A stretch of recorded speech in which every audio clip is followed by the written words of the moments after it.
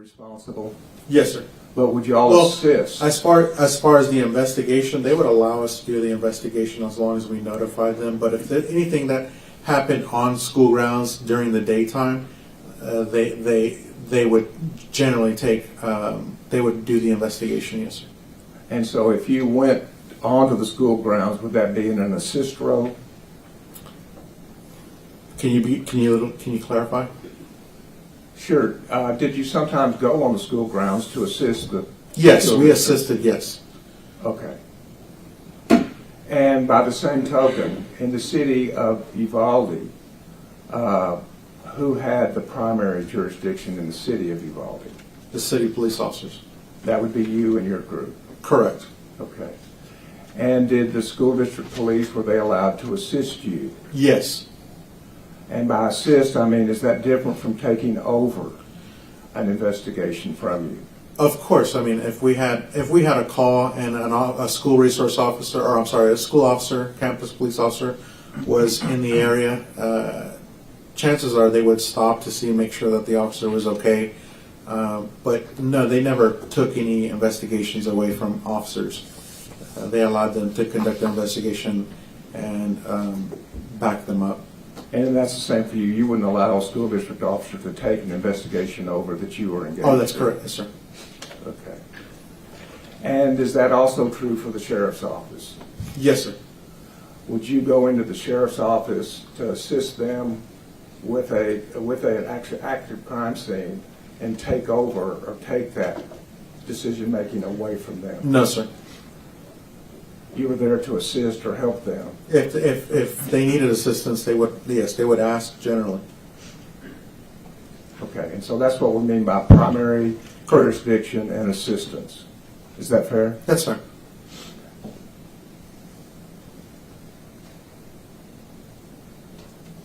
As a police officer, and I'll take you directly to 2022, could you describe for the jury in general terms how you were armed or what equipment you had at your disposal? I had a pistol, a Glock sidearm. I had, on that day, is that what you're referring to? Yes, sir. I had an external ballistic vest. I had a baton, 2 pair of handcuffs, 2 magazines, and 1 magazine in my pistol. I had a tourniquet. I had pepper spray, and I had a taser. Did you have a rifle? No, sir, I did not have a rifle at that time. Okay. So you talked about the equipment that you had, both in arms as well as protection. Is that Yes, correct? sir. And did you have also equipment that assisted you in recording events that occurred while you were on duty? Yes, sir, I had a body camera. And tell us about a body camera. The body camera that we specifically had, we could activate the camera. It would record in audio and video. Where was the body camera on your body? On my chest, sir. And how did you activate the body camera? There was a button that you would slide down to activate it, and it would turn on. And I suppose, was it battery operated then? Yes, sir. And so tell us about how long the body cameras would last. That's a good question, because depending on the age of the camera and the number of cycles that that camera had been charged, it would deteriorate over time. But we understood that generally what happened would the battery would deteriorate. We wanted to get as much as we can, so we were always conscious about the battery, the operation of the camera. So conscious about when you say get what you can, it was important. Correct. Yes, sir. Well, anytime we would make contact with a citizen, but we would turn it on. But it wasn't something that was on all day long. No, sir. You had to make a conscious movement to turn it on. Yes, sir, we did. Okay. And that was when you were making contact. Yes, sir. Is that fair? That's fair. Okay. In addition to body cameras, were you assigned a police car? Yes, sir. Tell us how your police car was equipped. So I shared a Tahoe with another sergeant, and us two, we would have emergency equipment like gloves. We had we carried the majority of our equipment with us. We would take it on and off, but generally we'd have like raincoats, cones, things of that nature that we'd use typically day to day. And was your police car also equipped with the means of recording important information when you investigated or were involved in an active crime? Yes, sir. It was a dash camera. And did the dash camera run continuously? So it would depend on how the administration would set the camera system, or if they would purchase it. If they, there was a number of ways that they could set up the camera system. My particular camera system, if I parked my vehicle and turned off my vehicle, it would stay on for a certain time, and then it would time out, and to conserve battery so that it wouldn't kill the battery on the vehicle, it would shut down. And then once I turn on my vehicle, and I say this because over years it would change, but on that particular one, I would turn on the vehicle, and it would boot up, and it would start the camera system. Okay. And did that play a part in when your dash cam video started recording on this day, May 24, 2022? Yes, sir. Could you explain that to the jury and how that worked? So what happened was, on that particular day, I was at the Uvalde Police Department when the call came in. So I was there for some time, and at that point, by that time, my camera system, the dash cam, had turned off. So when the call came in for shots being fired in the proximity of the school, I jumped into my Tahoe, and when I turned the ignition on, at that point, the process had started where it was booting up the camera system. Does that make sense? Yes, sir. So does that mean then we would have the camera system starting from when you left the city police department? No, because it takes time for that system to boot up. And by time, I need to know what you mean by time. Well, I can't give you the specific time it took for it to boot up. I can just tell you that just like any computer that you turn on, it's going to take time for the system to boot up. And at that point, because on that particular day, I had already activated my lights on my... So what it has is triggers. So anytime a police officer turns on the lights or sirens, depending on how that specific camera system is programmed, those triggers initiate the camera system to start recording. But on that particular day, because I was at the police department, by the time I got on my vehicle and turned it on, I had already activated my lights. But that didn't trigger an automatic recording from the time I left. It took time for that camera system to start booting up, and then at that point, then the camera system then started recording as soon as it could, as soon as the system was booted up. Does that make sense? And have you reviewed your dash cam from that day? Yes, sir. It's been a number. It's been some time, but yes, sir, I have seen it. And when the dash cam begins recording, is that consistent with your testimony about it takes some time to boot up? It did. I mean, obviously, when I reviewed it, from the time I left the police department to the time I got there, and I was traveling at a pretty high rate of speed, it would make sense that it took that time for that system to boot up the way it did. And so there's nothing untoward about the dash cam not starting earlier in your travel over to Robb Elementary? No, sir. It would just be the standard way the equipment in Uvalde Police Department works. Correct. Well, my particular camera system, yes, sir. Fair. And so now I'd like to start with that day. Sure. Your position was what? A patrol sergeant. And where were you around the 11:30 hour of May 24, 2022? That day I was at the Uvalde Police Department looking over police reports. So the sergeant's job is to also look over police reports? Yes, sir. We typically what we do is we'll look over the reports and make sure that the reports are correct and approve. We make a approve of the reports. Okay. And that's how you were occupying your time? Yes, sir. That's what I was doing. Yes, sir. And how far is the police department from Robb Elementary? I would say probably maybe like a mile and a half. Would that be accurate? I'm not exactly. Just in general? Yes, sir. I mean, again, like I said, it's not too big of a distance. It's on the west side of the city. And were you familiar with Robb Elementary School? I was familiar with it. Yes, sir. Do you have family that was attending Robb Elementary? I did not have any immediate family. I didn't have any children that were attending. No, sir. Did you have cousins Yes, sir. I sure did. that were attending Robb? Yes, sir. Okay. And were you familiar with your cousins' age grades in school? No, not specifically. Not specifically. I knew that. I'll be a little bit more. So, Uvalde is a small community. I mean, it has a population of 14,000. I had extended family throughout the city.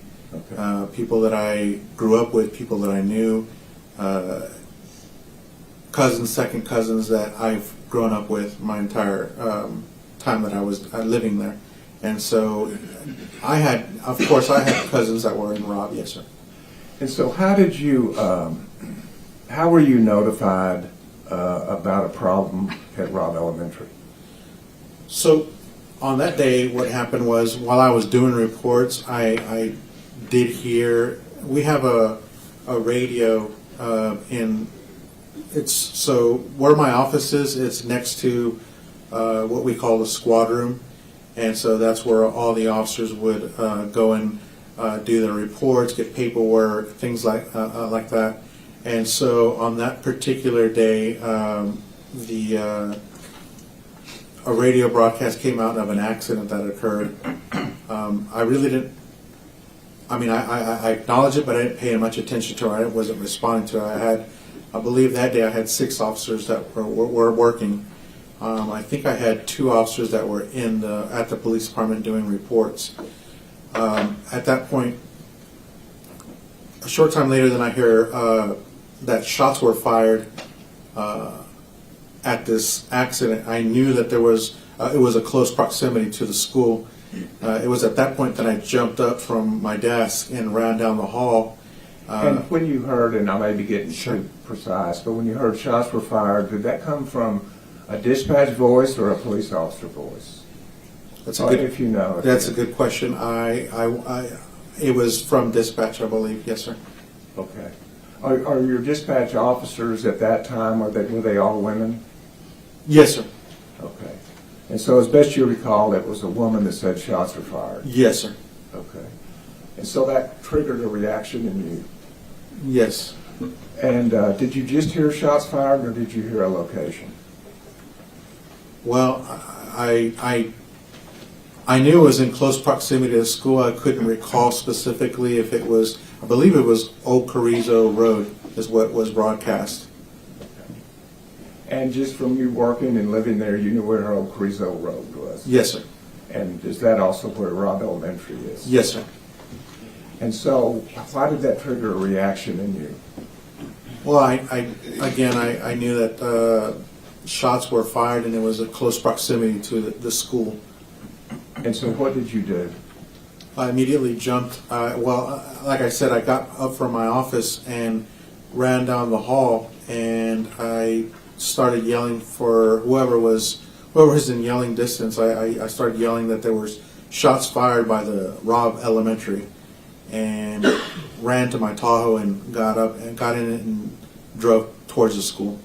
So when shots are fired at Robb Elementary, does that mean all hands on deck?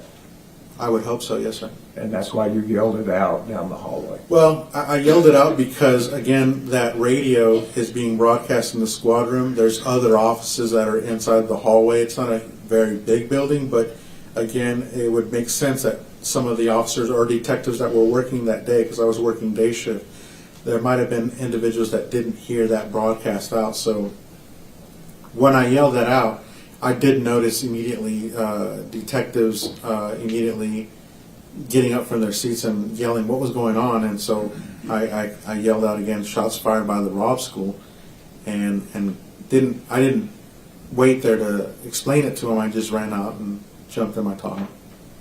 And you were thinking clearly enough to act when you heard that there were shots fired at Robb School. Yes, sir. And how did you act? What did you do? Well, when I jumped in the Tahoe, I immediately started. Anytime I get a call, anytime I receive a call through dispatch, if I respond to a call, I'm thinking about the potentials, thinking of what could happen, getting in the correct mindset, and trying to think of what I'm going to encounter as I'm heading to the call. That particular moment, I was thinking what could have happened, because again, the first thing that went through my mind was, okay, we had an accident. There's a good chance that maybe there was a road rage incident. So that was the first thought that ran into my head, was or possibly a bailout. That was another thing that we were just getting hammered with bailouts that was back in 2022. So you have two pieces of information. There's an accident, and then there's shots fired. Yes, sir. And you start playing in your mind out the possibilities. And that is consistent with what you have known as a police officer. That's how you kind of go through, what am I about to encounter? Sure. I mean, that's something that, you learn. The first things that you learn as a police officer in the academy, when you go through FTO, those are the things that you prepare yourself. You prepare to deal with the incident you're about to encounter. And was there a location also? How did you know where to go? Well, I was heading in that direction, so that particular moment in time, I noticed that the two officers that I had said that were at the police department were driving ahead of me as I was exiting the police department. I was parked in the back, and I was coming through the rear gate, and as I was coming out of the police department, I noticed the two police officers that were there, and they also started responding to the same call. And so, even though you're the first to pass that information on, you end up third in that line of officers? Those two particular officers drove a different route than I did. I believe they turned down Evans Street, and I continued eastbound until I got to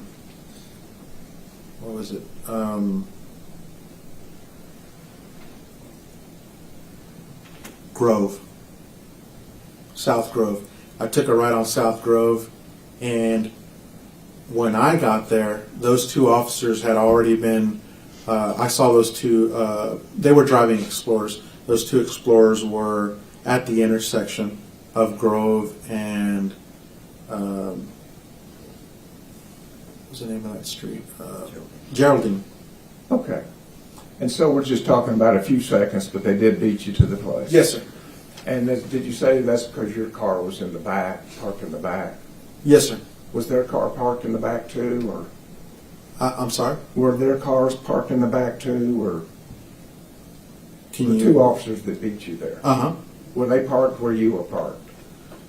I don't know where they were parked, sir. Okay, fair enough.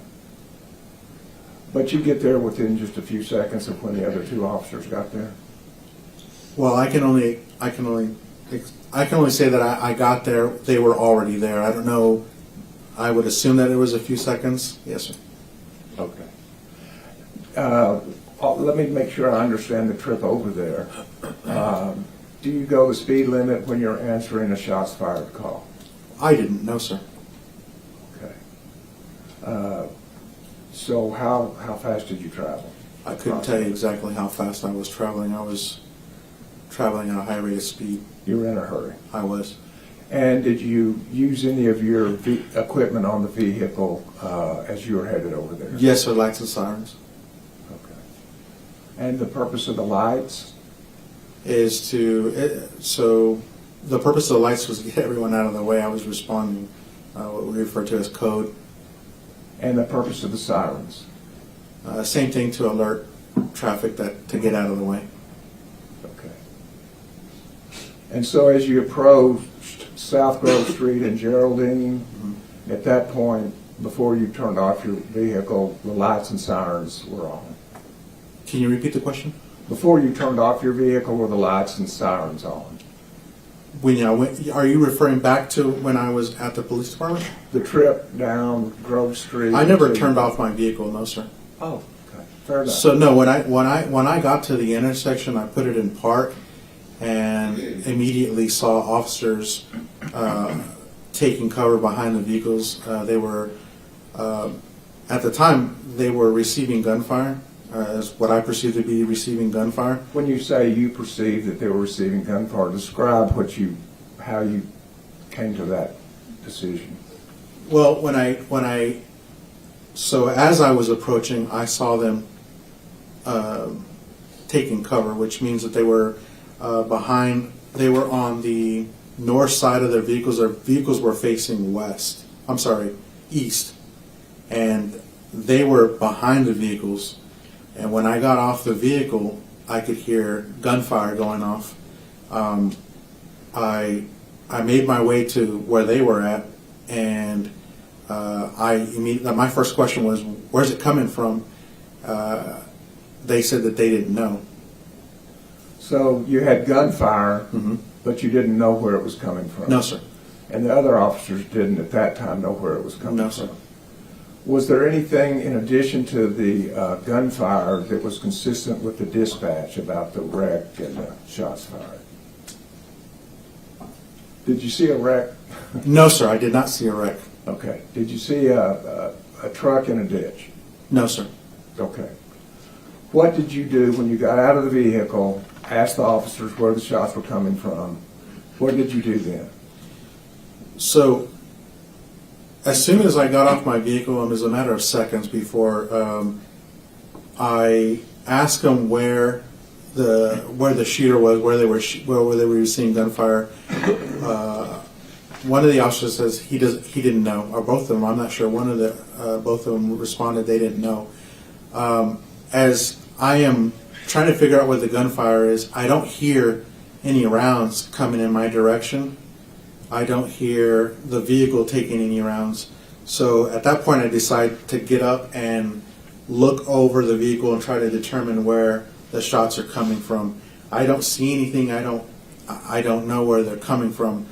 But maybe a second or two is when I look over to my left behind me and I see people yelling from the funeral home, and they're yelling out, and I couldn't understand what they were saying. My concern at that point was for them, so I start yelling at them to get back into the building. But as they're yelling at me, I could hear them saying, "He's running towards the school. He's running towards the school." So at that point, then Let me stop you right there. Yes, sir. I believe you said that your officers were taking fire. Mm-hmm. Does that mean that you heard those shots while you were still in your car? So I'm trying to understand, because at one point you say you don't hear any shots, but also you say that you were taking fire. I'm just trying to understand. Did I say that I didn't hear any gunfire? At one point you said you peeked up because you weren't hearing gunfire. No. So I didn't hear rounds whizzing over my head. Typically what happens is when you're receiving gunfire, you can hear rounds going overhead. So that was when I said I don't hear any rounds come in my direction. I don't hear any rounds coming towards me specifically, but I do hear the percussion of the gun going off. And I mean, it's a matter of seconds that I'm trying to figure out all this stuff that's coming in my head, and figuring out where the shooter is. And I know that I don't hear my vehicle getting hit or their vehicle getting hit. I don't hear glass break. I don't hear rounds penetrating the vehicle. So, I mean, I'm trying to figure out where those rounds are coming from. And when I don't hear that, I'm trying to look, determine where the individual could be. And that didn't assist you when you tried to look yourself? When I came up to the intersection, the distance from that location to the school is probably over a football field, maybe 130, 40 yards from where I was at to the school. And anywhere in between there, I'm trying to look and see where the shooter is. So I don't know. I mean, that's a large area to cover to be able to scan and look for rounds coming your way, and also understand that I'm also receiving gunfire at that time, and I'm trying to figure out what's going on. When you say you're receiving gunfire, then that's different from shots going off. Why did you say receiving gunfire? Well, again, like I said, I went with what I saw at the time, which was officers that were taking cover. I determined that I determined that the rounds weren't hitting the vehicle. So that's when I was trying to just stick my head out and try to figure out where these rounds are coming from. So by receiving gunfire, what does that mean to the jury? To me, at that moment, I know that there were shots being fired, but I don't know where. I don't hear rounds hitting the vehicle. So I don't know. That doesn't necessarily mean that I'm not receiving gunfire. Does that make sense? And why does it not mean that you necessarily are not receiving gunfire? Well, I'm trying to make that determination in my head is what I'm trying to tell you. I'm trying to make that determination where the rounds are, where they're coming from, all those things in a matter of 10 seconds, 8 seconds. Sure. So a round could be coming your direction and not hitting a vehicle. Correct. And you could still be receiving gunfire. Yes, sir. And so that's in one part why you're saying you're receiving gunfire. Yes, sir. Is that fair? Yes, sir. That's fair. I'm sorry. Okay. And so you peek over your vehicle, and you say it's over 100 yards. Is that correct? That's correct. To the school. Well, where I'm positioned at that moment in time, there's an entire open field from that ditch where the vehicle was after the fact that the vehicle was found. From that area, there's an entire open field. But the vehicle was already there, wasn't it? Well, I know that now, but at the time, no, I did not know there was a vehicle that was there. Fair Does enough. that make sense? Yes, sir. So what I'm trying to say is I'm trying to give you an understanding where I'm at, where I'm positioned at the intersection.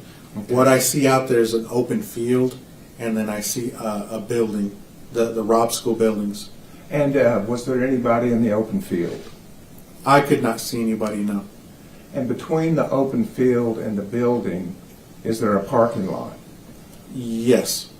And this was a school day? Yes. Were there cars in the parking lot? Yes, I could see vehicles, yes, sir. In the parking lot? Yes, sir. Okay. And would that shield the view of somebody behind those vehicles? It could potentially, yes, sir. Okay. And so as you looked, you didn't see a gun? No, sir. Did you hear any more shots? I know that, like I said, I know I heard rounds going off initially when I get there. My attention turns back to the individuals that were yelling, and at that point then I ran back to my vehicle, my Tahoe, and I proceeded to see if I can locate the individual shooting rounds. Because the people at the funeral home were Yes. yelling at you? Yes, sir. Did they give you a direction to go? Towards the school, that's all they said. I believe that one of them had said he was running towards the school. So you hear gunshots, and then a witness tells you he's toward the school. those two things cause you to act, Yes, sir. and you act immediately. Mm-hmm.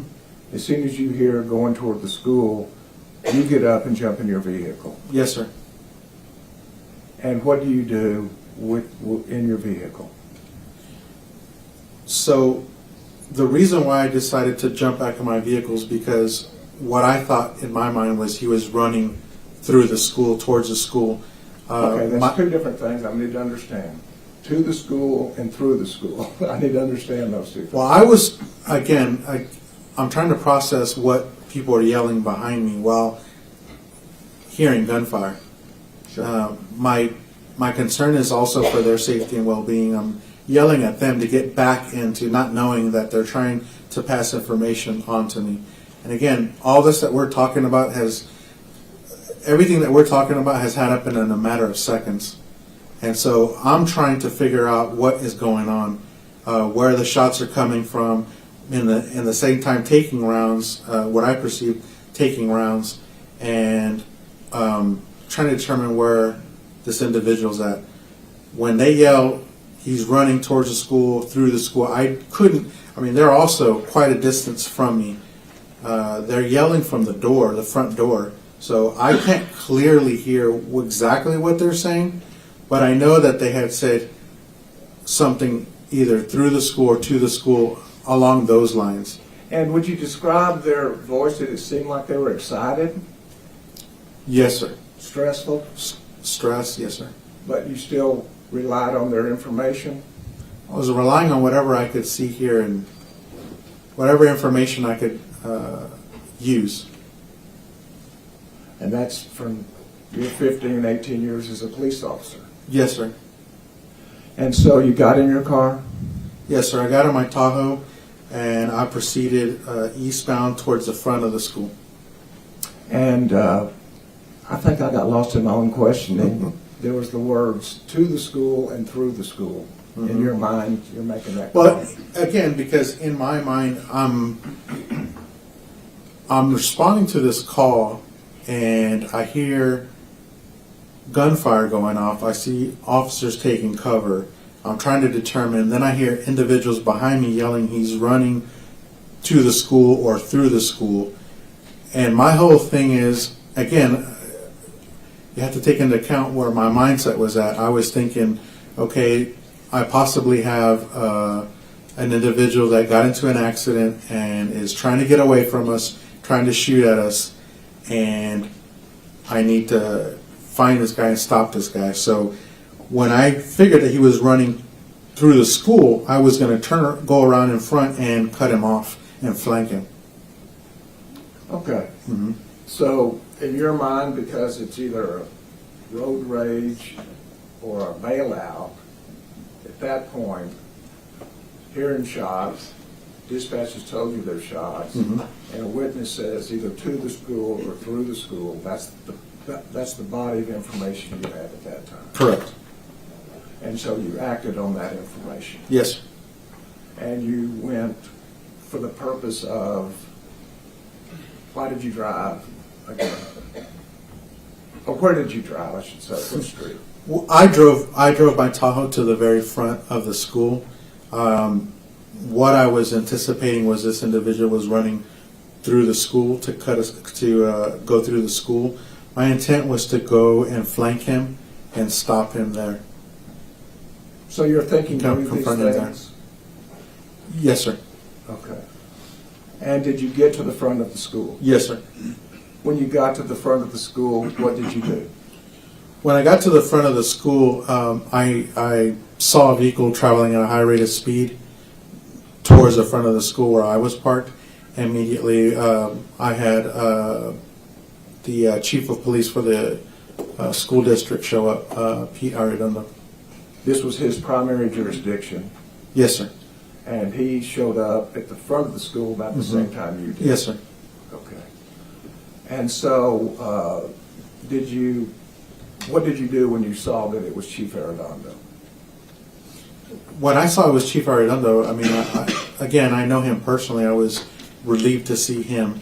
And he's showing up. And so When you say relieved, why does that relieve you? Well, just someone that I know. It's just someone that I've worked with him a number of years, and so just seeing someone that I knew.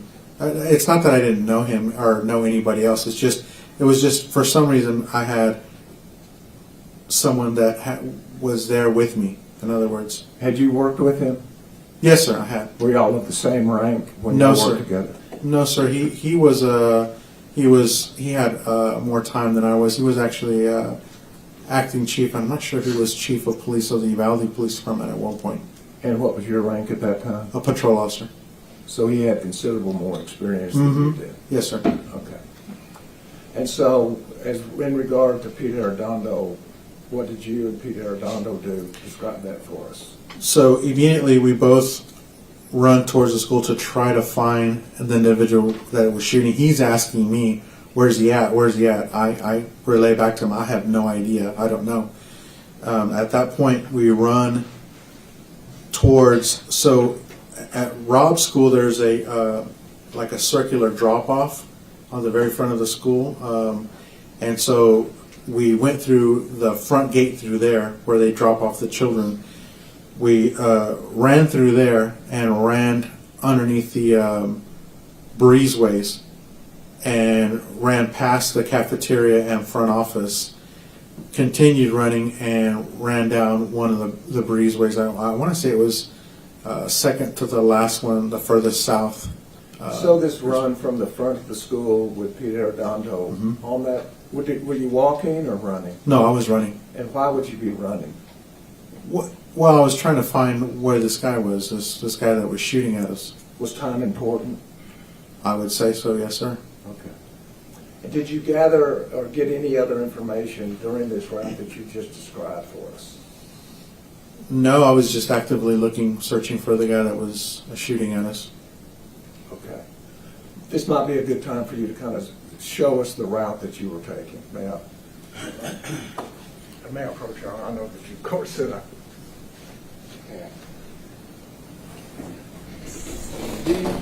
I'll give you a second to kind of familiarize yourself.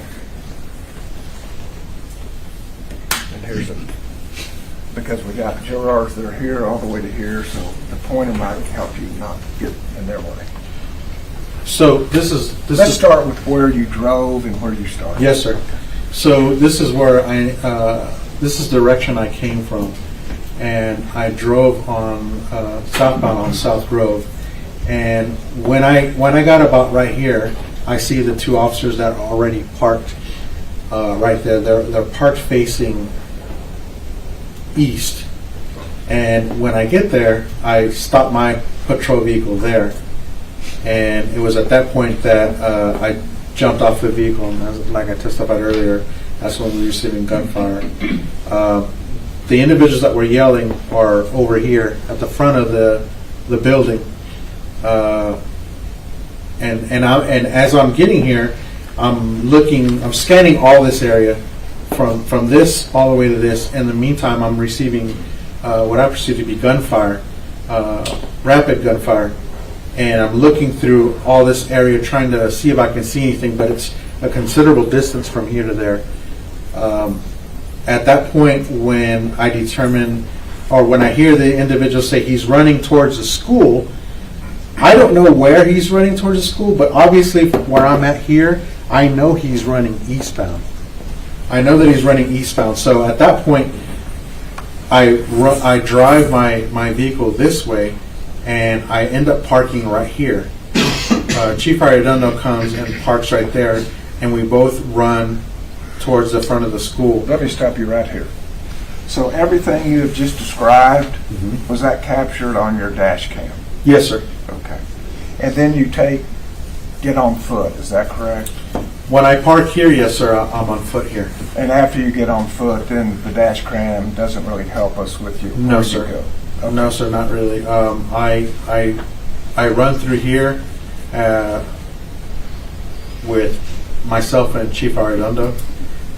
This is where the curve, the drop off where the gate is at. I run through this gate and run to this this hallway here. It's an open hallway. It's just like a covered. And I run with Chief Arredondo, myself and him, run this way. And I want to say we got to right about here. Yes, sir. And at that point, then we start running up westbound towards the breezeway. Well, at this point, we still don't know where he's at, where anything is. We don't know where he's located. It's at this point that I have enough time and I activate my body camera. So that's where you activate your body camera? Yes, sir. Okay. The delay in activating had nothing to do with not wanting people to see what you did No, before? not at all. I mean, I again, like I said, prior to me even getting there, I'm that's not the first thought that runs through my head. Before, like I said, before I get off, I even see that officers are already taking gunfire. It'd be nice.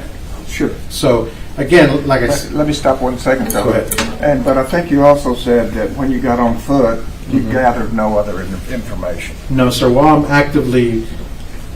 actively searching for the guy, for the suspect, the individual that was shooting at us. As I'm running through here, I'm looking down the breezeways, looking every which way. I still don't know what he's wearing, what he looks like. The only thing that I had heard was he's running towards the school. I get no description of the individual, nothing like that. And so, where is it again where you activate your body cam? I'm running through this breezeway right here, Okay. under this building right here. And so you activate your body cam, and does that thereafter pick up the information during this active shooter situation? Yes, sir.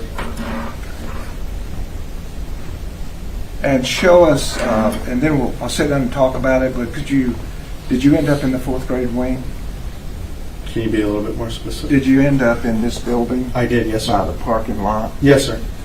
Just show us that route, and then I'll sit down and we can talk about it. Okay. So as I'm running through this wing, as I said earlier, I activate my body camera, and we're running through the wing, myself and Chief Arredondo, and I noticed what individuals over here on the south side of this building.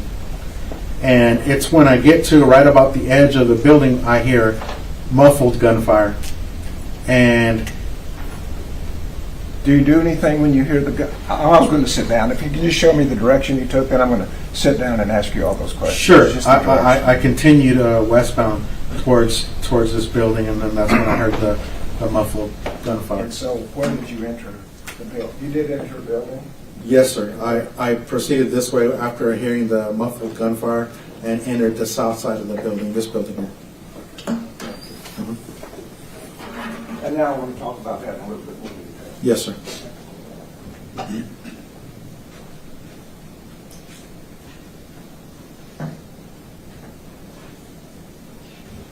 So you're running down that area that you say, you activate your camera, and at some point you hear muffled gunfire. Yes, sir. And do you react, in other words, do you say anything when you hear that muffled gunfire? I immediately yelled for the officers that I saw, the 2 individuals that I had determined to be officers, to run inside the building. Okay. Is that all you said, run inside the building? I can't remember exactly what I said. I was under stress, and I yelled for them to run inside the building. Will your camera pick up what you said? Yes, sir. Okay. And did they go to the building? Yes, sir. And did they enter the building? Yes, sir, they did. Did they enter ahead of you? Yes, sir, they did. Okay. And did you get there shortly thereafter? Yes, sir. And was anybody with you when you got there? Well, the 2 officers that were there, Chief Arredondo, had entered the south side of the building, and I entered after them. Okay. I don't believe anyone entered behind me. Okay. And what pace did you go toward that building As fast as I could. when you heard the shot? Yes, sir. Muffled as they were, and why did you decide to run to that building? Well, I had already ran through. Again, I had already searched that area of the breezeways. The way the building is the way the buildings are, they're open buildings, open classrooms through these wings that I was showing you. And when I got to that last wing, I heard muffled. I don't know exactly where they're coming from, but I know that I hear muffled gunfire, and that's the only building that's left there. And so, I yell at the officers to get in the building. Okay. So because it's muffled, your conclusion is it's not outside. Right. Yes, sir. Well, I made an educated guess and figured that it was from coming within the building. I don't know for certain because I don't see anything. I'm only responding to the muffled gunfire. You're just aware enough to tell other officers where they should go. Yes, sir. And that was into the building. Yes, sir. For what purpose? Why would you want them to go into the building? Well, I didn't know if other officers were receiving gunfire. I didn't know where the gunfire was coming from. I don't know if officers are engaging in a gunfight, whether they're being shot at or they're shooting somebody. But regardless, we need to get into the building. It's a school day? Yes, sir. During school hours? Yes, sir. That's a school building? It is a school building. Were you concerned about kids at all? From the moment I got there, yes, sir. Okay. And so you went into the building too? Yes, sir. And tell us what happened when you went into the building. As I entered the building on the south side, we slowed down a little bit and were quickly walking through the hallways. As I'm entering the building, I'm looking around, and the first thing I notice is the entire hallway is dark. It's dark. There's no lights on. I see what appeared to be smoke throughout the entire hallway. Could you smell anything? Smell something burnt. Something was burning. I could smell. Have you been around gunfire before? Yes, sir. Have you practiced on the practice range? Yes, sir. And fired guns? Yes, sir. What did that burn smell like? It smelled like gunpowder. Okay. And so, tell us what you did. Well, as I'm walking through, I'm trying to look all over, look around because we don't know where the individual is, whether it's even one or two individuals, three individuals. We don't know anything other than shots were being fired. And as we are making our way through the hallway, it's dark. There are no lights on. It's extremely quiet. We don't hear anything. And again, like I said, there's like a cloud of smoke throughout the hallway. And the officers continue going through the hallway, and I keep looking back to make sure to cover behind us. Because at this point, like I said, we don't know where this individual's at or whether there's more than one. And when I look down the hallway, I see the walls that have been perforated would look to be gunshots, rounds that went through the wall. Is that important to you? Absolutely. And so why is that important to you? Well, I knew that gunfire. Well, the first thing I thought was, okay, well, we're in this hallway. I knew that at any moment we could receive gunfire and rounds were going to go through the walls. From inside the rooms? Yes, sir. Okay. I was thinking, we don't have any cover through here. We're making our way through here where there's no cover, but I knew that rounds had gone through the walls. There were sheetrock. So that's what I was looking at. I looked over and I saw holes in the sheetrock, and I also saw spent brass rounds on the ground, on the floor. But there was no gunman in the hallway? No, sir. Did you still feel like he was in that building after seeing the holes in the sheetrock and smelling gunpowder? And did that make you think whether the gunman was? Well, I am trying to process where this individual is. I don't know who shot the rounds or any of that. I just know that I'm trying to figure out what's going on. I'm processing everything that's coming So do you say anything when you see these holes in the walls? I know. I told the officers to watch out that there was rounds through the wall. I want to say when I reviewed it, it didn't come out the way I thought it did, but that was my intent, to let these guys know that the rounds had gone through the wall. So there's a difference between coverage and concealment. Yes, sir. Yes, sir. So was this, if somebody was inside the room and you're in the hallway, was that coverage or concealment? Concealment. Not coverage, No. because there were holes in the wall. Correct. Fair enough. And how many officers have been entered the South during this initial phase? 3 and 4, including myself. And who was that? It was myself, Chief Arredondo, and what later I found out it was Officer Adrian Gonzalez and Sergeant Page. Donald Page? Donald Page, yes, sir. That's the 4 that entered the South. Yes, sir. And Adrian Gonzalez and Donald Page entered before you. Yes, sir, they did. Were those the 2 men that you saw at the south side of the building? I saw 2 individuals. I later determined that they were them. I wasn't, again, like I said, my mind was going 100 miles an hour, so I didn't necessarily, I knew they were officers. I didn't know exactly who they were. I just knew that there was 2 individuals in front of me. I knew who Chief Arredondo was, because I was right next to him. But again, I'm looking down at a good distance, and I'm yelling for them to get inside. I wasn't concerned exactly who it was At the time? At the time, but I learned later on that it was Adrian. Okay. And Donald Page. Okay. Because you're in the hallway with them, and then thereafter you were with them the second time. Yes, sir. Okay.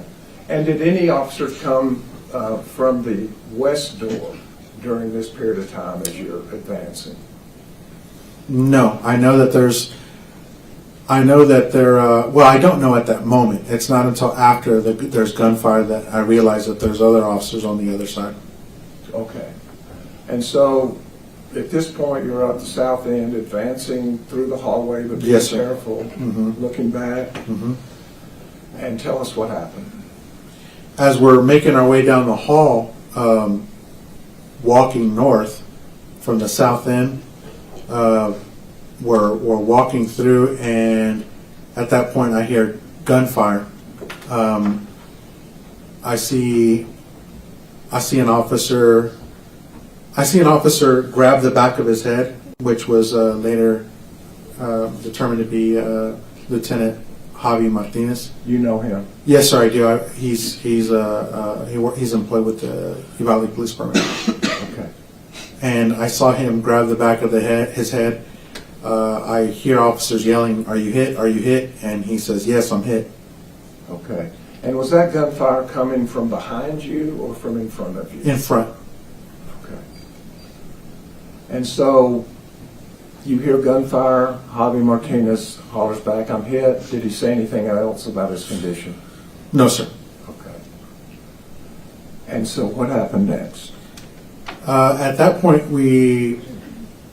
I can hear radios going off trying to break and trying to relay information. I also grab my radio, try to hit the radio to let officers know. Because at that point, once Officer Martinez is hit, I think it's him. He yells out, "He's on the classroom over here to my left." And so, at that point, I don't know specifically right then and there, but I know he's in one of the classrooms ahead of me. And I know that there's officers more than likely coming this way. So right when that happens, myself and Officer Adrian Gonzalez run out the south end and start radioing traffic of what's going on to our responding officers. And I don't want to get ahead of myself. Y'all do run out the back end? Yes, sir. And that's South end. about the south end? Yes, sir. That's about 30, 35 seconds after this discussion about how It's difficult for me to tell exactly.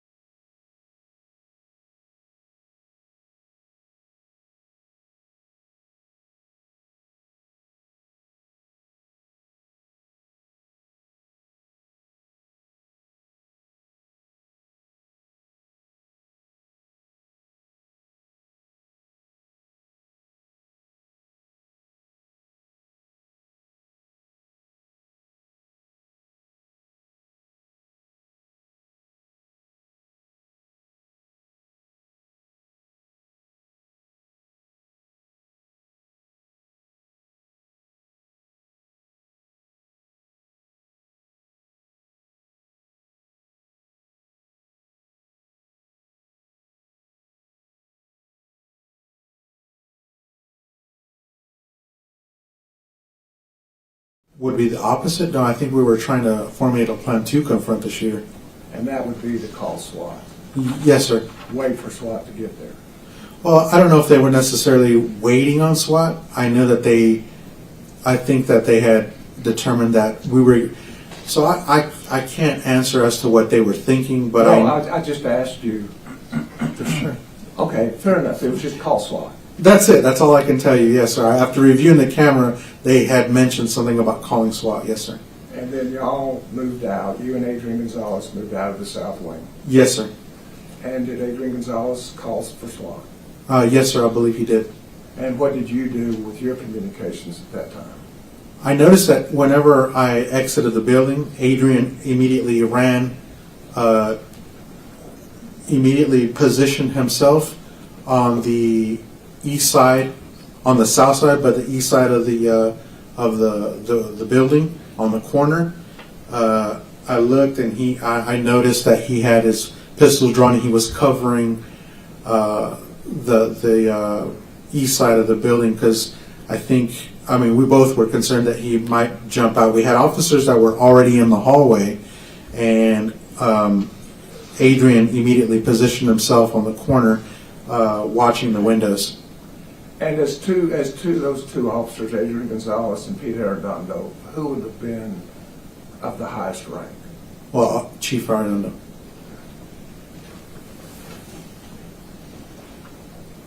And did you ever go back into that West Wing? Yes, sir, I did. Did you ever see Adrian Gonzalez go back into the West Wing? I do not recall. I don't remember specifically. Okay. I saw him throughout the incident. Sure.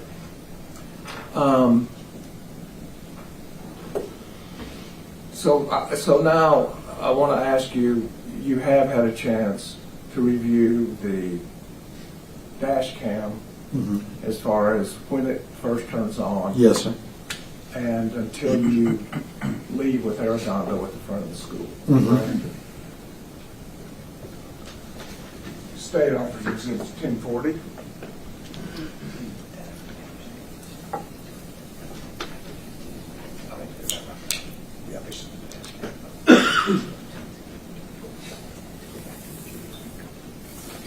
It just stops after all. It's just a quick one. I'll ask it. Based off Mr. Turner's representation to me, Judge, about this video, no objection. Submitted. And so the dash cam, as far as its relevance to the jury, it will show when it turned on while you're at the intersection. Is that correct? Say it again, sir. As far as the relevance to your testimony, Yes, sir. the dash cam will show when it turned on and where your vehicle was and the people in front of the dash. Everything that I testified to, yes, sir.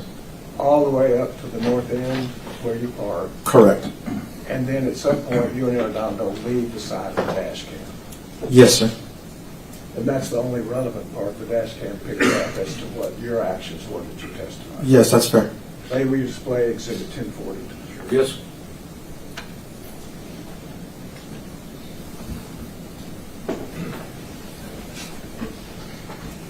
And I want you to start it and stop it real quick and just point in the direction. Okay, could you stop it? And I know that you weren't worried about the exact times or seconds, but it's the time and seconds up there on the top left. 11:33:07. Okay. And you don't know if somebody has synchronized that to make that comment? No, sir. Okay. So tell us what is in the foreground at the very bottom of the picture. Can you explain me? The black. This is the hood of my my assigned vehicle. Okay. And tell us about the other two cars in that photograph.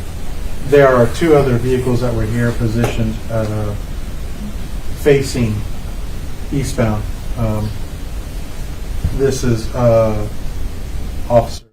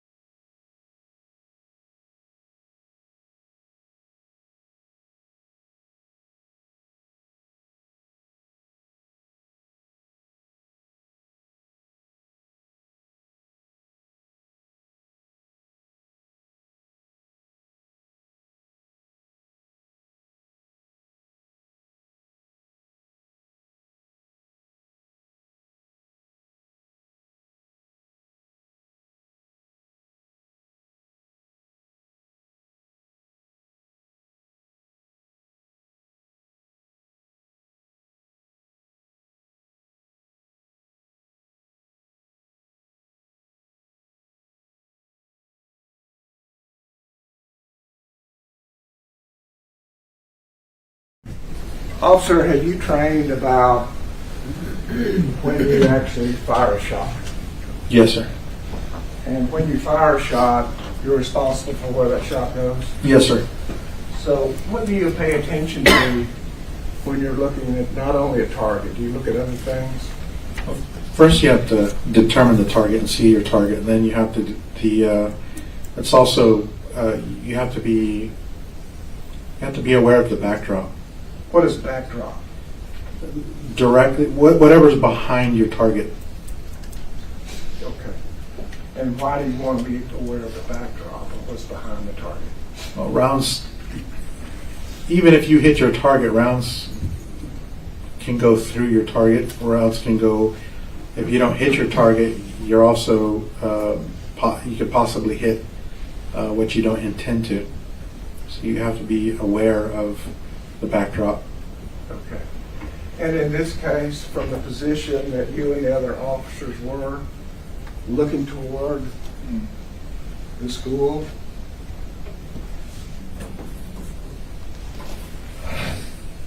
and that area of cars I just spoke about, Yes, sir. is there a backdrop there that concerns you? Well, the entire area concerns me. I mean, we're talking about a school, and yeah, there's a building here that belongs to the school.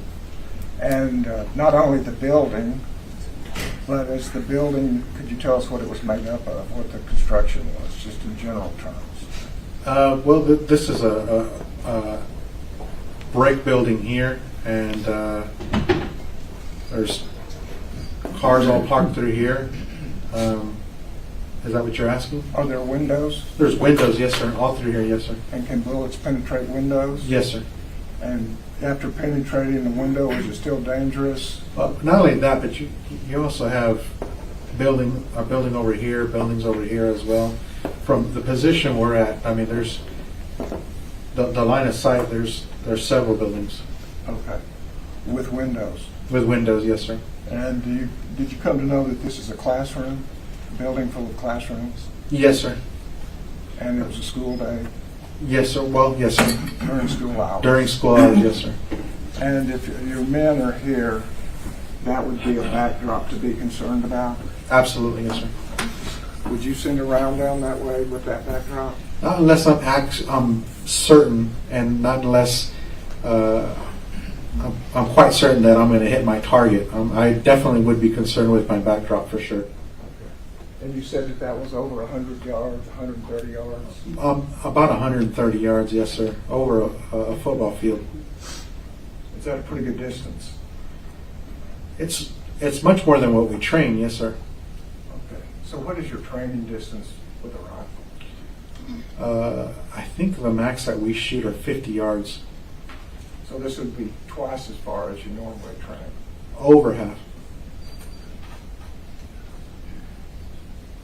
Because while you were there at that intersection, did you get any requests from your officer? Yes, sir, I did. Tell the jury what that request was.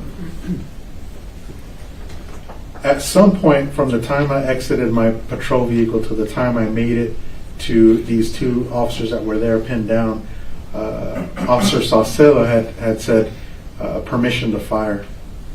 He made that comment. Okay. Did you respond? I did not respond. Did you see what his backdrop was? I knew what his backdrop was, yes. I don't know for certain, but I know there was a backdrop of a school, yes, sir. And when that request came to you, did that seem odd to you? It did seem odd to me, yes, sir. Explain that to the jury. Well, typically when you're being shot at and you have an individual that you see with, if you do see an individual with a gun, I've never been asked or have ever heard of anyone asking for permission to fire. I mean, I don't know what he was thinking or why he said that. I don't know if his concern was, and he just wanted to clarify with me. Judge, I'm going to object to speculation. Yeah. Yeah, I don't know what he was thinking. I don't want to ask you what he was thinking.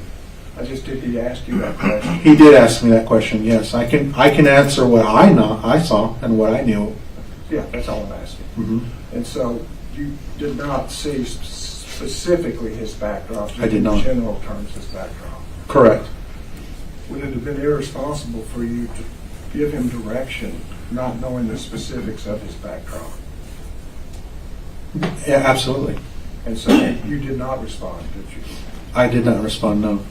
Well, Or did you? I'm sorry. no, I did not respond, but the thing is that happened within 1 or 2, 3 seconds. I mean, you can clearly look on my dash cam from the minute I get there to a couple seconds is all it took for me to get in my vehicle because they were yelling at me.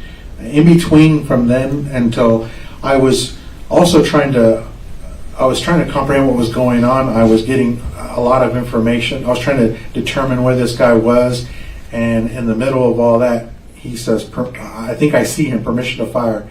And for maybe a second or two, then at that point, then I heard the individuals yelling, he's going towards the school, and left and drove towards the front of the school.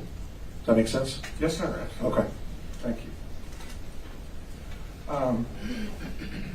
Now, before coming here today, did we also ask you to listen to the dispatch that occurred that first 6 or 7 minutes? Yes, sir. And were you able to listen to that dispatch? I was. And were you able to recognize your voice on that dispatch? As best I could. I have a pretty similar voice to Adrian Gonzalez. Okay.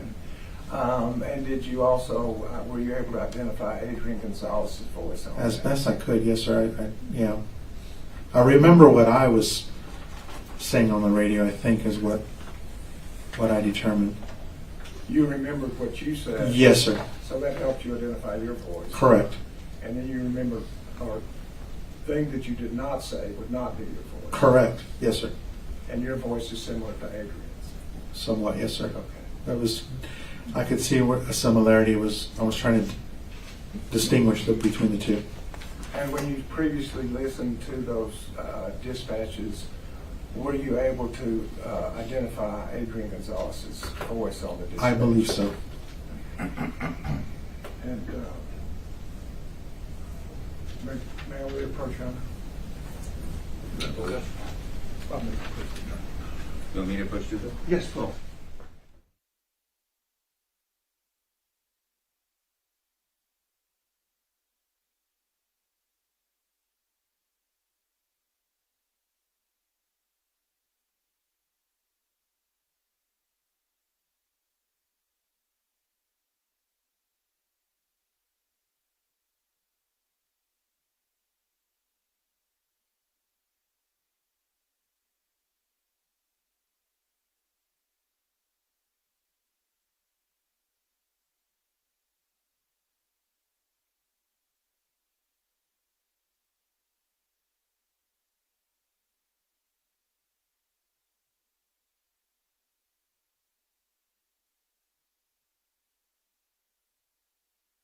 Let's try to get about 10 minutes. We will resume with this witness as soon as y'all all get back. Let everyone rise for the jury.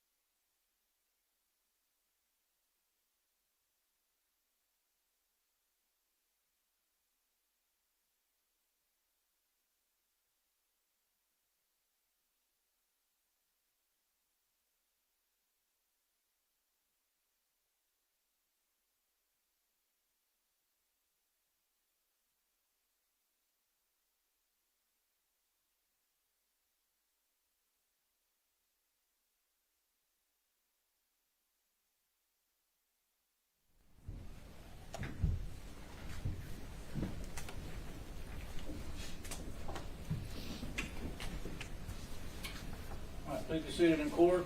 You may resume your direct examination. The state's office is 1039, 1039A has been admitted, Your Honor. We now ask the claim for this witness so that he can identify the voices. All right, proceed. Thank And you. before we do that, I'm going to be referring to the number of time on my document. I've spoken to the defense, and we're in agreement that these are not accurate as to the actual times. It's just with the instrument placed on that full time. Okay. Okay? And I just want to make that clear for us as we start. And so as to the radio traffic that is timed by the machine is 11:29:43. I'm going to play that for you and ask you if you can identify either specifically or generally who that is. Really good. You got 615, if I can have you around to 715 Oak Creek Road. Road have a one vehicle accident, white pickup truck crashed in the ditch. Have a caller advising male subject has a gun. What is the reference to? Really bad shots fired, shots fired. Channel close.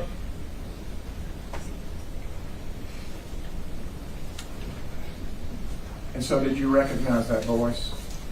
The dispatch? So that was the dispatcher? Yes, it was dispatch advising the traffic for 315. First, that there was a wreck? Yes, that there was a wreck and that the complainant had advised that there was a gun involved, and then seconds later, shots fired, is what she said. And is this what drew your attention to get in your vehicle and go? Yes, sir, I believe so, yes, sir.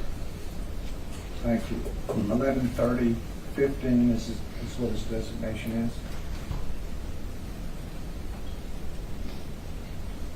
Location of that PD traffic road. Geraldine and Old Creek Road, Geraldine and Old Creek Road.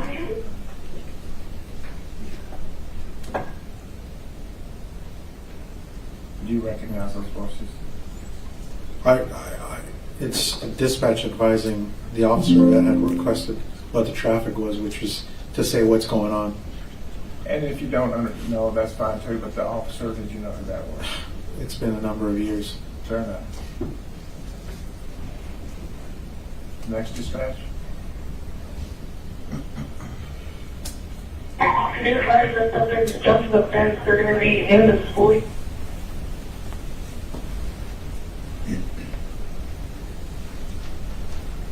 And who was that voice? Dispatch. Thank you. The next one. You know if there any smoking in it? Yeah, I look clear, we're responding from the PD. That's mine. That you? Yes, sir. You notified dispatch you're responding from PD. Correct. And is that standard operating procedure? Yes, I'm advising that I'm en route to assist. Thank you. The next one. Why don't you help me, Rob?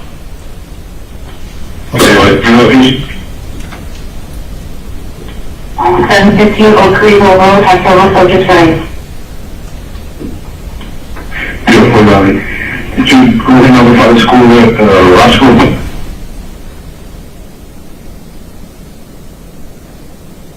Is that an officer saying notify Robb School? Yes, sir. I believe dispatch was advising that there were several subjects running. Okay. And did you know who the officer was that says advise Robb School? I could not with that clip, but there was an officer responding. Thank you. The next clip. We're attempting to get officers. Good, and I think you just advised you to go ahead and tell the school to shut down. So we're trying to make contact with them right now. That was me advising dispatch to shut the school down. So as you're driving over there, you're thinking about things that would be to the benefit of the community.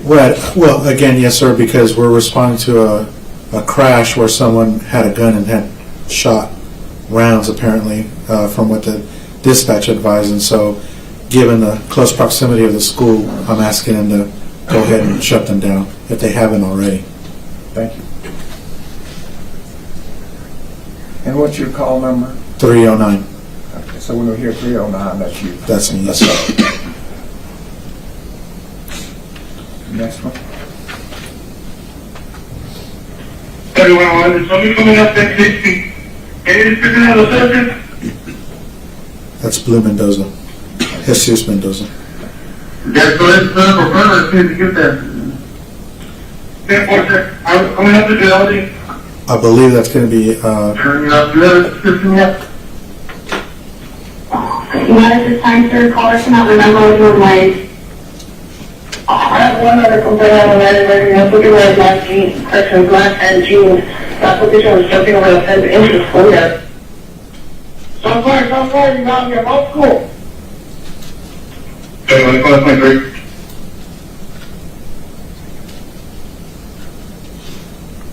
And so there's a description given, yes, sir, and that's by who? dispatch. And what is the description? Can you replay that just so I can, because I'm, at the same time you're asking, I'm trying to figure out who's saying what. That's not fair to you, is it? Okay, let's go about halfway back.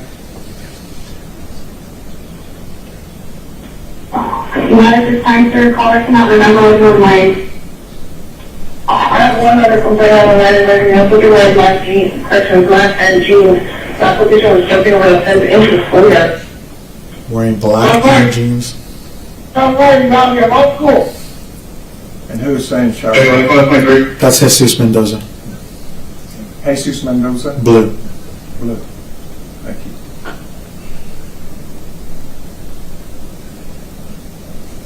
And the next one?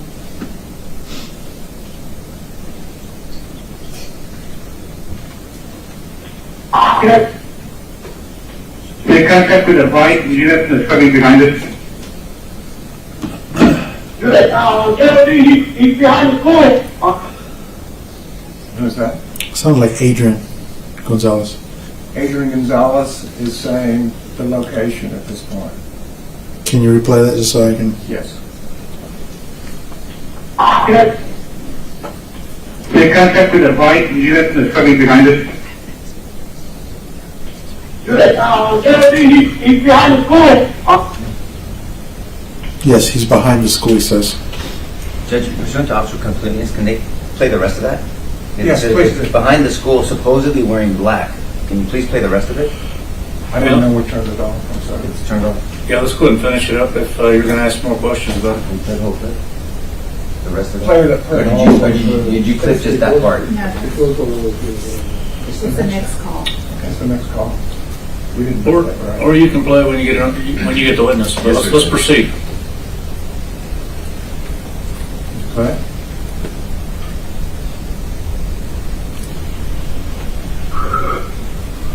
It's over, guys. It's over. Stop fire. Stand back. We got fire. Stand back. Unit advised caller stating that Malcolm is going to be back at school, Gonna be on the west school, on the west side of the school, on the vehicles.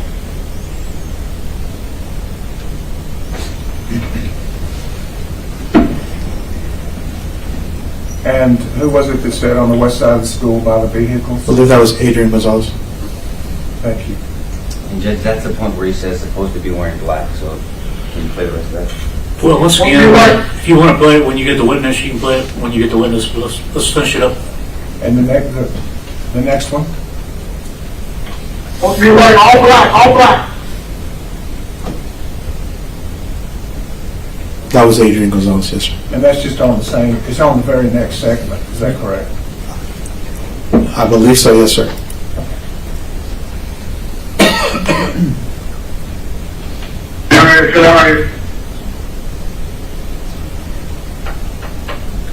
Do you know who that was? No, sir.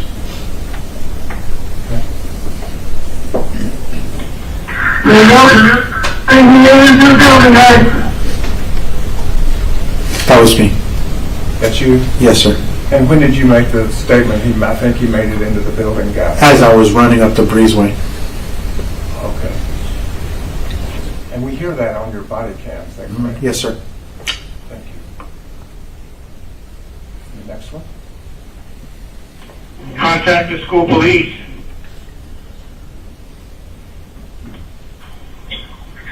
Currently 105 Uvalde, the PD units are at Robb School. 311 105 as well.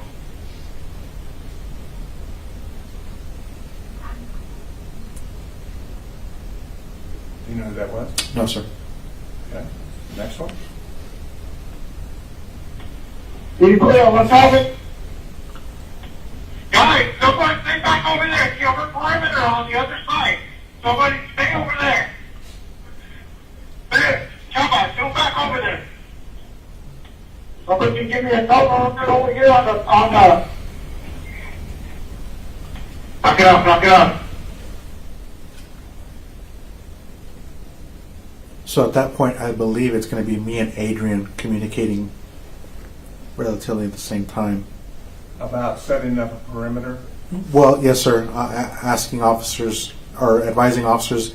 I believe it's also on my body cam where officers are approaching and we're explaining to them that this is where shots are either coming from or where the individual's at, the suspect. Okay, thank you. For the third one, I'm gonna go to that north pole. Yeah, switch over to PD car. Switch over to PD car.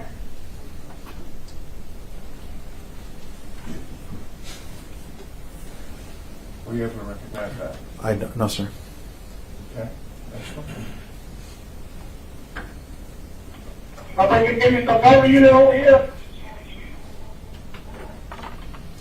Back perimeter, yeah. That was Adrian Gonzalez, I believe. Right there, unit, right there. I need somebody to come into a parking lot, 304. I believe that was Adrian Gonzalez. And is that why you're saying give me some cover over here? Yes, sir. I believe he was trying to. Again, Well, you're just asking. what he said, what you took from what he said. Well, from what he's saying right there on the radio transmission, he's asking 304, which I believe is going to be Mariano Vargas. He's directing him where to go. Regarding cover for him. I don't. Oh, let's play it again and see if Sure. if that helps.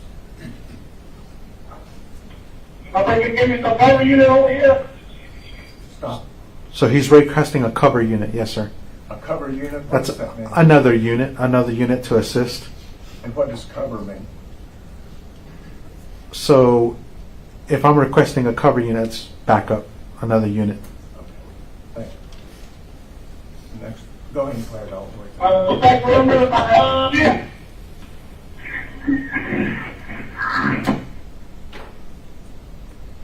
Right there, unit, right there. I need somebody to come into a parking lot, 304.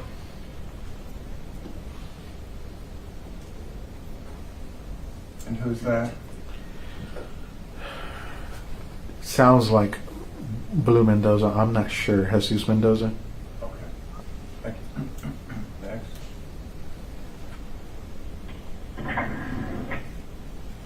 Yes, that's right.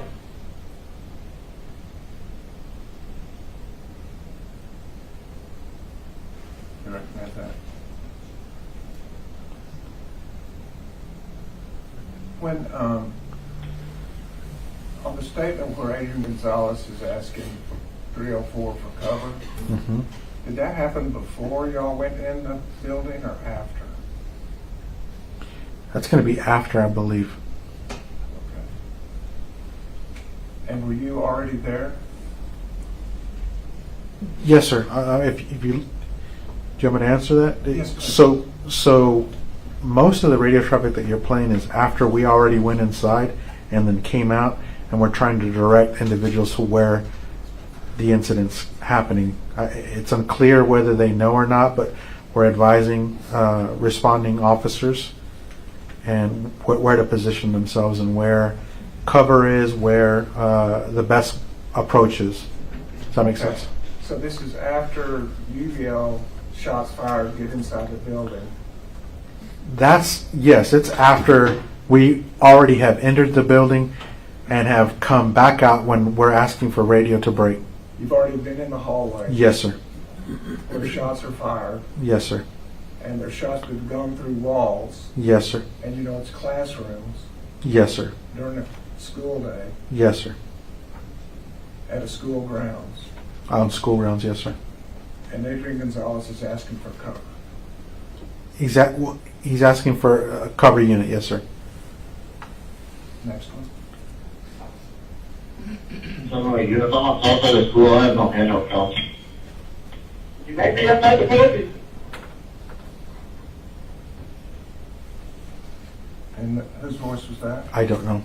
I can't distinguish. Do you know what the statement was? No, sir. Can we play it again? You have not outside the school, I have no handout counts. That was a You may be 700. outside the building. I don't know who that chimed in, but a 700 unit is going to be a county unit. Well, what was the statement that was made? I believe he said he may be in the building. Is that what? Yeah.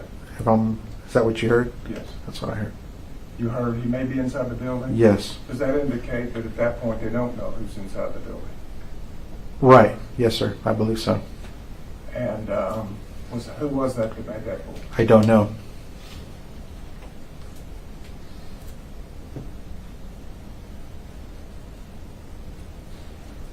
And the next one.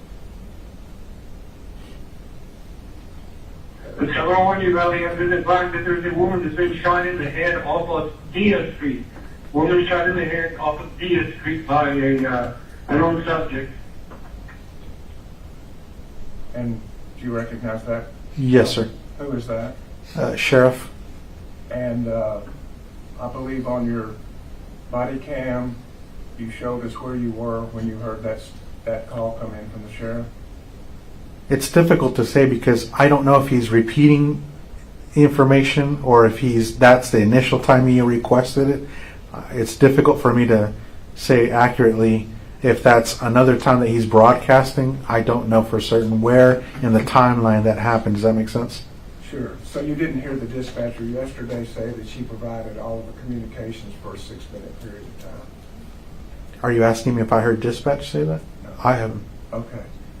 And had you heard that, as we played it all going down the list, have you heard any other communication about a woman being shot on the head on Diaz Street? The first time I hear that was as I'm approaching the south side of the building, as I'm running into the building. But I don't necessarily know if that's the last time someone relays that information or says it on the radio. Does that make sense? Yes. Okay. And this morning, as you've listened to us go down this list, have you heard that communication any other time other than this time? I don't believe so. Next one. Still time.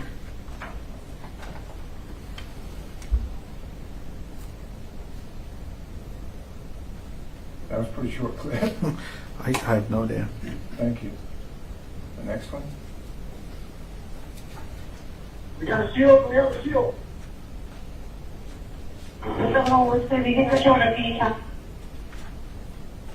Okay.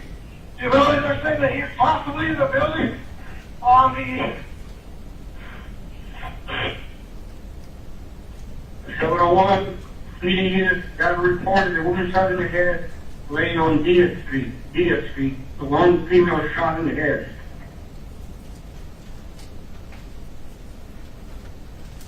And did you recognize those voices? Yes. And who was it that said he's possibly in the building? So I'm a little lost in the flow of things, but if you're asking me right then and there, that I can remember going over a review of my camera, my body camera. That's whenever the sheriff is saying that there was a woman shot on Diaz Street. And is that when you said he's possibly in the building? Yes.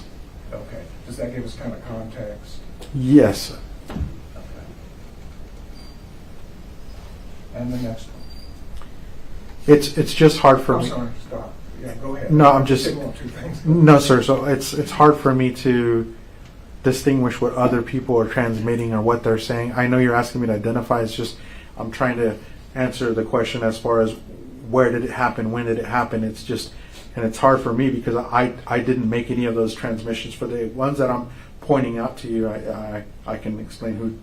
It's just difficult for me. You're asking me if we had already made. That's fair, and I'm really asking you to identify the voices that you can identify. Okay. Right? That's the purpose of Yes, sir. playing these for you. Thank you. Next one. Stop falling by the building, man! Who's doing it?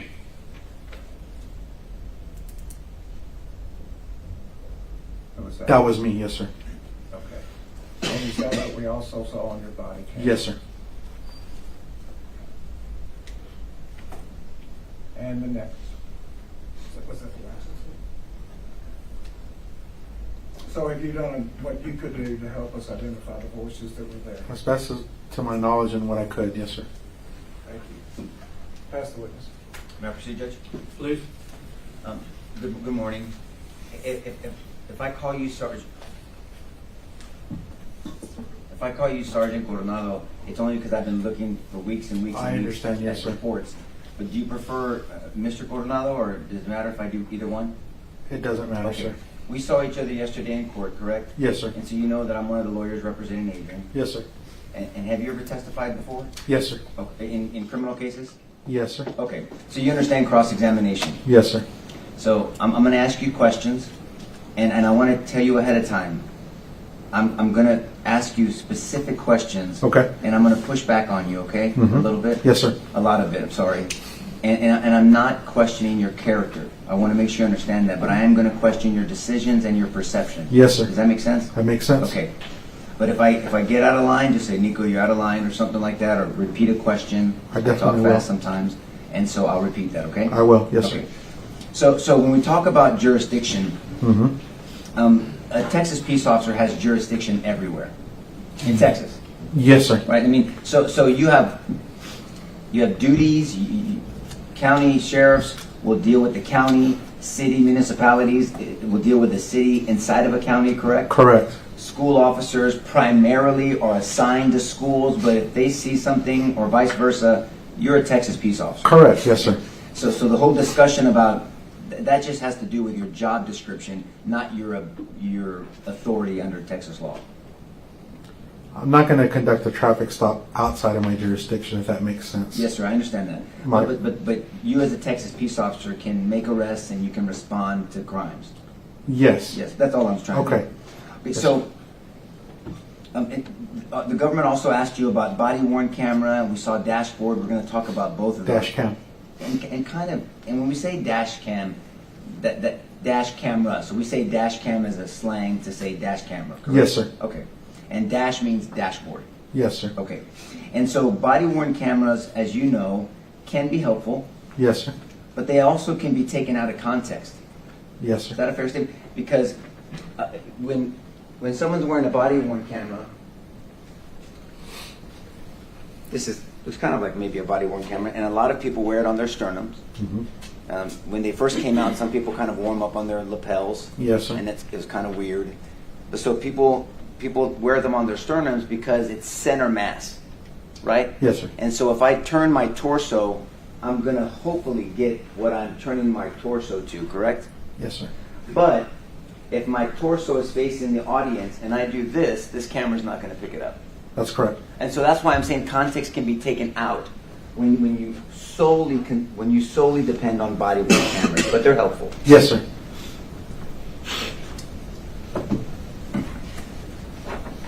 And so you were at your office on the day of incident. Yes, sir. And you were performing your duties as a sergeant and you were approving reports. Correct.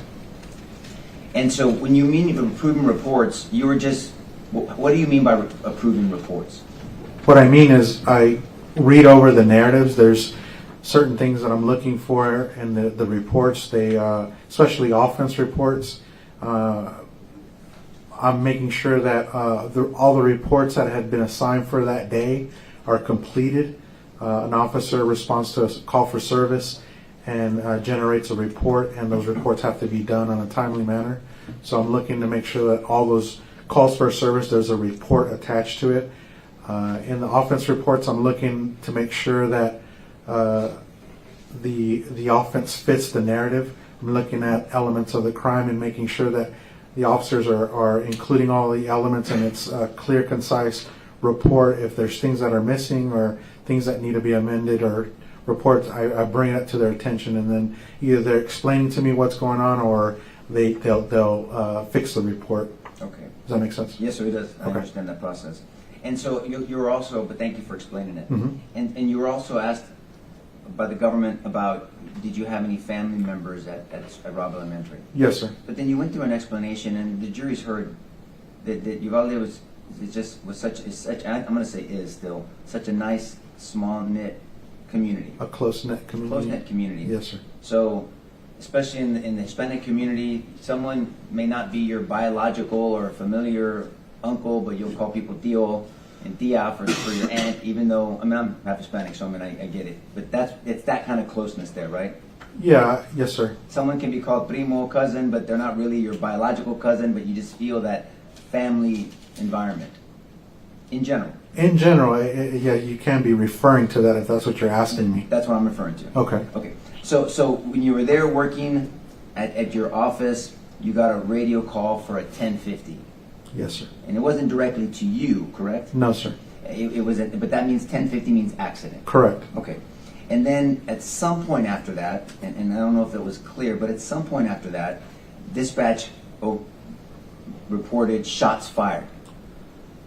I believe there was mention of somebody with a gun at first, and then it was shots fired. Okay. And so an accident with someone with a gun doesn't tell you a whole bunch, because No, sir. in Texas you're allowed to carry guns, as long as you're not a convicted felon, as long as you're not a gang member, or as long as you're not committing a crime other than a Class C misdemeanor, right? Yes, sir. Then people can carry a weapon. And so that alone is not concerning. The gun itself. Or is it? If someone carrying a gun, is that what you're asking me? Yes, if it's sir. a concern? Yes, no, sir. I mean we do have, but in the context of the call coming out, well, yes, it's going to grab your attention. There's a reason why dispatch is relaying that information. Obviously, someone saw a gun, and we're talking about an accident. So, does that make sense? Yes, it does. That's not, we're going to go there. And so Okay. yes, and so there's something concerning about that report. It wasn't just mentioned just for the heck of it, right? Correct. And so you know that through your experience. Yes, sir. And then shortly after that, your concerns were verified because they said shots fired. Yes, sir. And so you testified that you jumped out of your desk rightfully, and then you went to your vehicle. But on the way, you called out to two other officers in the office with you. The other officers are. I don't know if I made a general broadcast out loud. Shots are being fired as I'm running to my vehicle. Does that make sense? Yes, sir. And with those two officers, was that Officer Saucedo and Officer Mendoza? Yes, sir. I believe so. Okay. And so those are the two officers that ended up leading you, not leading you, but they were ahead of you. Yes, sir. And were on that corner on that dash cam. Okay, so I'm just going to need context to make sure we understand. So it was Officer Saucedo and Officer Mendoza. And just for clarity, there's two Officer Mendozas, right? Yes, sir. There's Officer Jesus Mendoza. Correct. And then there's Justin Mendoza. Correct. And so this one is Jesus. Correct. Okay, so Officer Jesus Mendoza and Officer Saucedo happened to be, not because you wanted it that way per se, but they happened to be ahead of you and they drove to the scene. Yes, sir. You also said there were other detectives in the office. How many detectives were there? I knew there was detectives in there. I don't know exactly who was there. I wasn't concerned with that.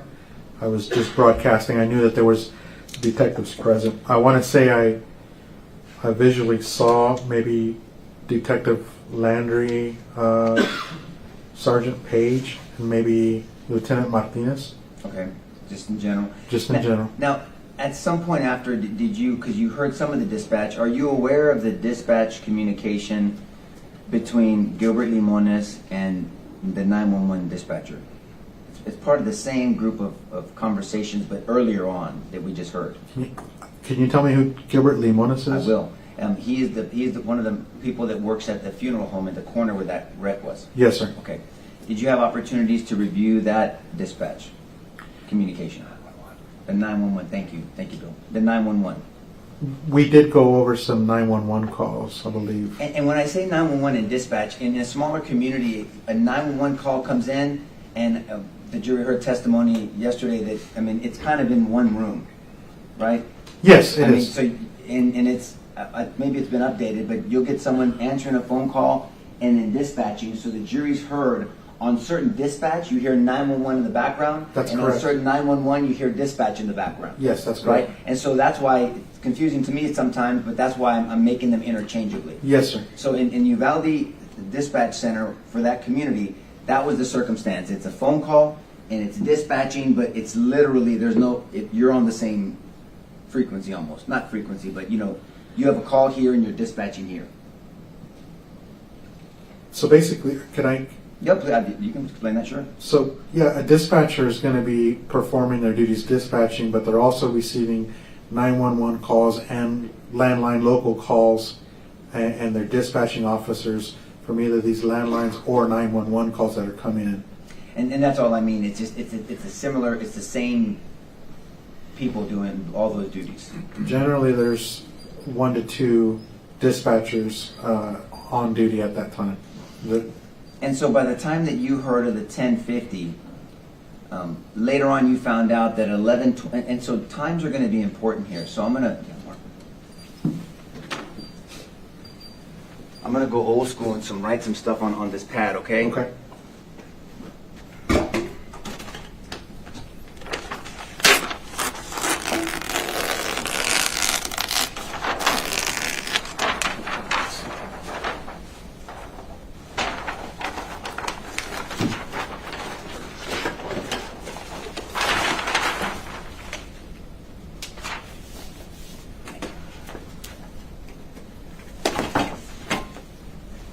Thank you. So at 11:29:05,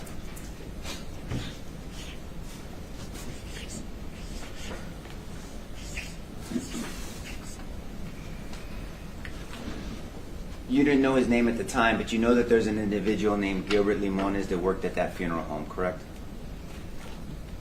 At some point you found out. Yes, sir. Okay.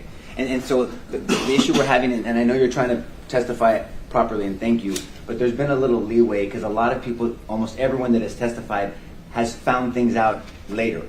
So as long as we distinguish what you knew at the time versus what you found out later, then we're good, okay? Yes, sir. Just to be clear, we didn't conduct the investigation, so it's difficult. We don't. I understand that. Okay. Yes, sir. You're a witness. You're not the one conducting the investigation. Right. Early on, you're doing an investigation. So we're going to talk about your investigation to incidents, but about this trial, you didn't do the investigation. Correct. Yes, sir. I'll make that distinction. So at 11:29:05, a worker from the funeral home, Gilbert Limones, calls 911 to talk about a crash, which is the 1050. Yes, sir. But then in the middle of that 911 call, it goes from a crash to a discharging of a weapon, shots Correct. fired. Yes, sir. So I'm going to put 911. I'll put Limones, okay? Okay. I'm not going to write all the stuff that goes on there, but if you've reviewed that, you would know, and it's in evidence, you would know that he describes the shooting. He describes to the dispatcher the importance and the severity of the situation. He pleads with her to please get people to hurry up. He actually gives a description of the person shooting. He's wearing black and he's running towards the school. You later found that out, right? Yes. Because you have to rely on the information sent to you. Officers do. Correct. So you can't control what dispatch tells you, right? Right. You don't know what they're being told and reported, but you have to respond. You're trained to respond to what's being told to you. I don't have access. I'm not hearing the 911 calls that comes in. I'm getting dispatch, and I'm hearing dispatch advising me of what's going on. And so when you talk about he's at this same call, so I'm not going to write it all down because I need space. But at this 9:29:05, Mr. Limones gives a lot of information to dispatch, right? But I'm going to tell you, but unfortunately, it didn't get to you, Right. right? Because not only does he say he's wearing black, he's running towards the school, right? So he's saying all these things. He actually said he's shooting at the school at 11:29:05, right? Are you with me on that? I am. Okay. That- But I'm not. This is not your fault. You didn't get that information. Correct. You didn't get that information. Officer Saucedo didn't get that information, right? Officer Mendoza did not get that information, right? Not to my knowledge. I don't know. Well, they don't have secret channels, do they? No, it's broadcast on one channel. Yes, sir. And I wasn't being sarcastic. I'm asking. No, legitimate. I understand your And question. so Adrian Gonzalez, if they're on the same channel, didn't get that information either, right? If you're asking if let me understand you correctly. Please. You're asking me if that information was passed on. I never received that information. I don't know whether it was broadcast and I didn't hear it, or I don't know if it wasn't broadcast at all.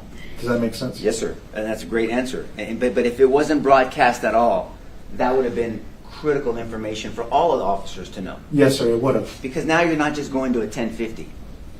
You're going to something else. Correct. You're going to a person in black, and you know that early on, if it was broadcasted to you guys, you know he's running towards the school, not walking around the school, correct? And you would have specifically known that he's shooting at the school and that there's someone saying, hurry, hurry, please, correct? Yes, sir. And again, you, and to your knowledge, none of the other officers had that information. Not to my knowledge, no, sir. Are you, and we're going to get there in a second, but are you aware that the shooter entered the school at 11:32:58? Are you aware now? I know. Stipulate to that, Your Honor. Thank you. Okay. So the government has stipulated, that means they agree that the shooter entered the school at 11:32:58, right? That is after, almost 3-4 minutes after this, right? Yes, sir. And in these critical situations, time is of the essence. The government is asking, and we agree with that. Time is of the essence, right? And that's a considerable amount of time in a situation like this. If somebody is shooting, walking towards the school, Yes. okay. And you and Officer Mendoza and Officer Saucedo would have gone to that corner differently if you had been given this information instead of just a 1050 person with a gun, shots fired. Correct. Yes, sir.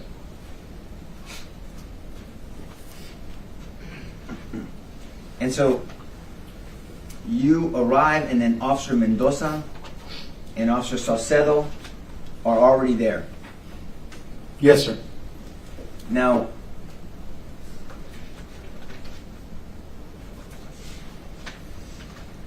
I will represent to you, and the government can correct me, that at 11:32:23 is when Officer Mendoza shows up to the scene, to that corner. You okay with that, Bill? Sure. We'll stipulate to that, Your Honor.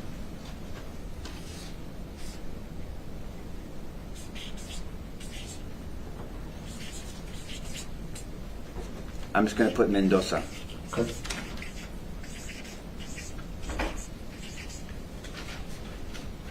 Remember, the shooter entered the building at 11:32:58, right? At 11:32:23, he's there. At 11:32:29,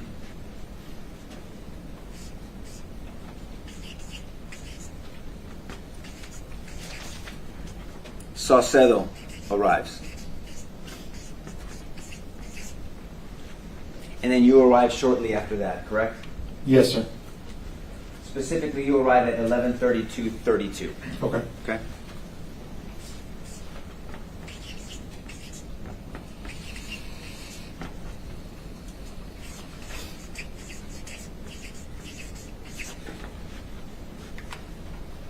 Now, when you arrive to kind of a chaotic scene, right? Yes, sir.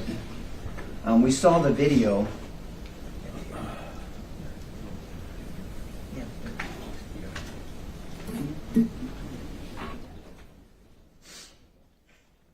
We're going to play the video again. Yes, sir.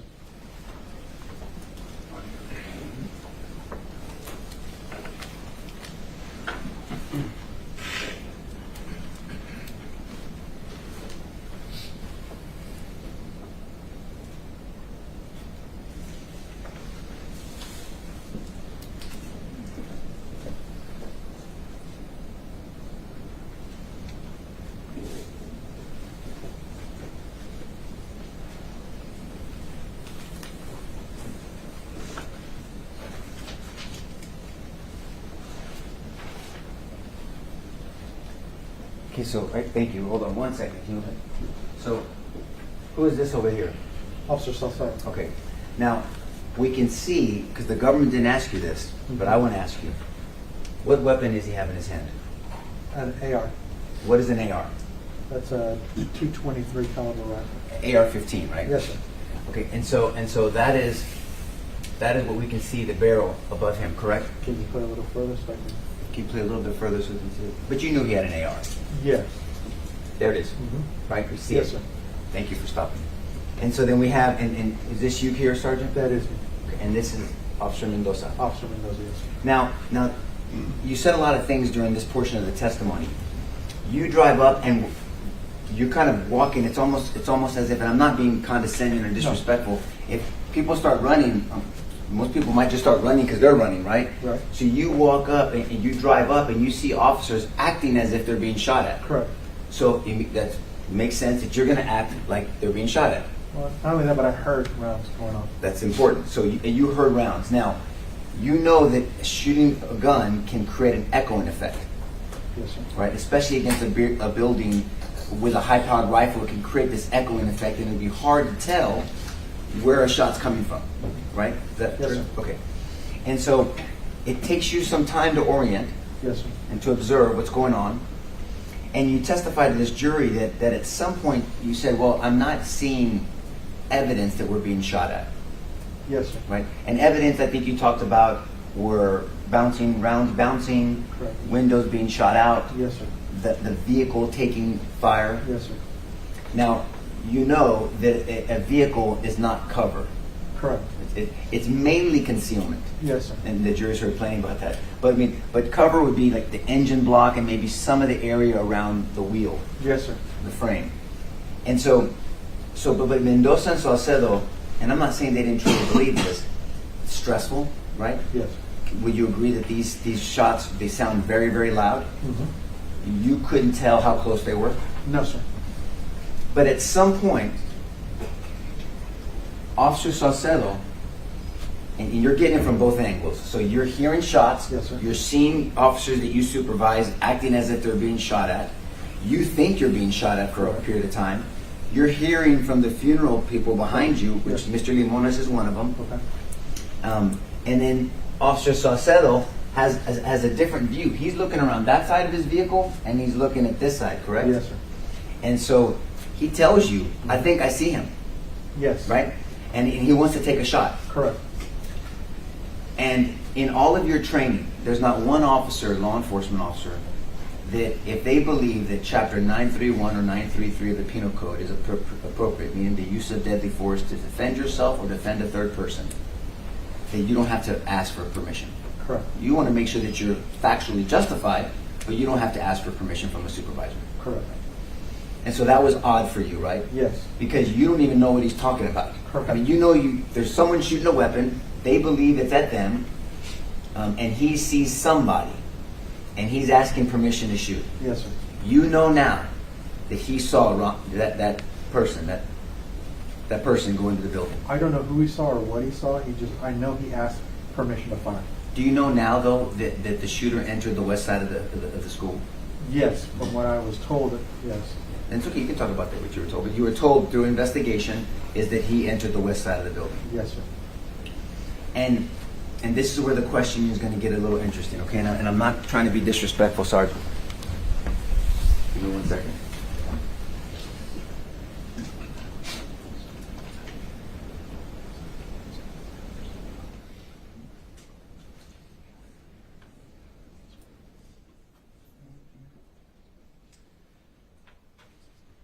Let me represent to you that before about 20 some odd seconds before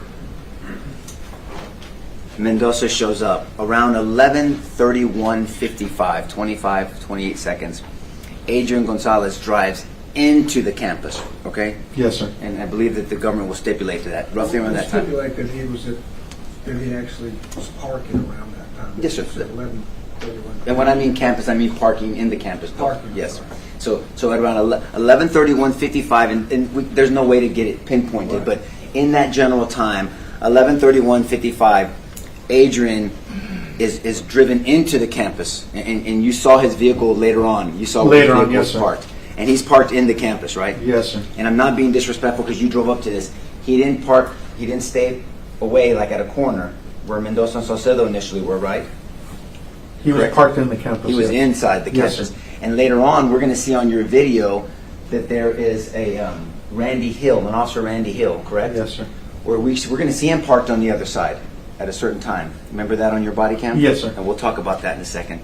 Now, Officer Randy Hill was the original officer dispatched to this. Do you remember that? Yes, sir. So Randy Hill is the one that was dispatched to this scene, correct? Yes, sir. But everybody else responded on their That's own. correct. Okay.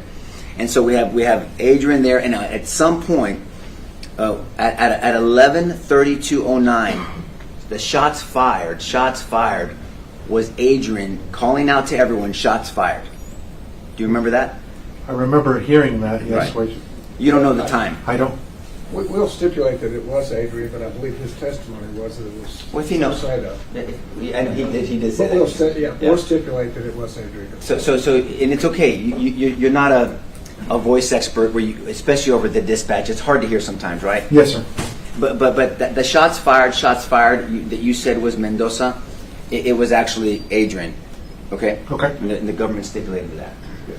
And so it would make sense that if you guys are hunkering down and taking cover as far away as you guys were, that somebody much closer to the school would be taking cover for a period of time as well, right? Possibly, yes. Well, I mean, it can't be reasonable for you guys to take cover, but Adrian not take cover, right? Well, depending on where he was at, I don't know. Well, you know where he was at now. You know where his car was, right? Yes. Okay, so if he was around his car, kind of like you guys are around your cars, would that make sense? Yes. Maybe Adrian, closer to the shooting than you guys were, that he would be something doing what you guys are doing. Yes.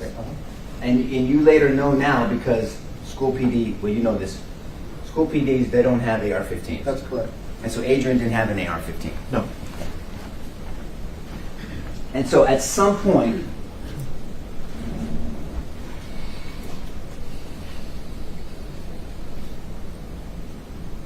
you were trying to figure out where this shooting was coming from, right? Yes, sir. Saucedo and Mendoza said they didn't know, Right. but you know for sure that Mendoza asked to shoot.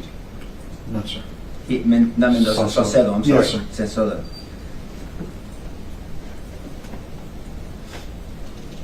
And you know now that there's no evidence that Mendoza and Saucedo were taking fire at that location. Do you know that now? If you're telling me if. Yeah, there's no evidence. There's no defects. There's no evidence. That's correct. Yes. That area. That I'm aware of. That's why. Yes, I testified earlier that I didn't hear anything. And so I believe you testified that these people from the funeral home are. Did you want to say something? I don't want to cut you off. Okay. These people from the funeral home are yelling at you, and you're taking a bunch of information in. Yes. But one of the things you believe they were saying was he's running towards the school, right? Yes, sir. And that would be consistent to Mr. Limones' 911 call 3 minutes before this, saying, hurry, hurry, he's running towards the school, right? That would Yes, be sir. consistent. And so this is the part that I'm going to ask you tactically and what you were perceiving, not against your character, okay? No. And you testified you're trying to figure out all this stuff, right? Yes, sir.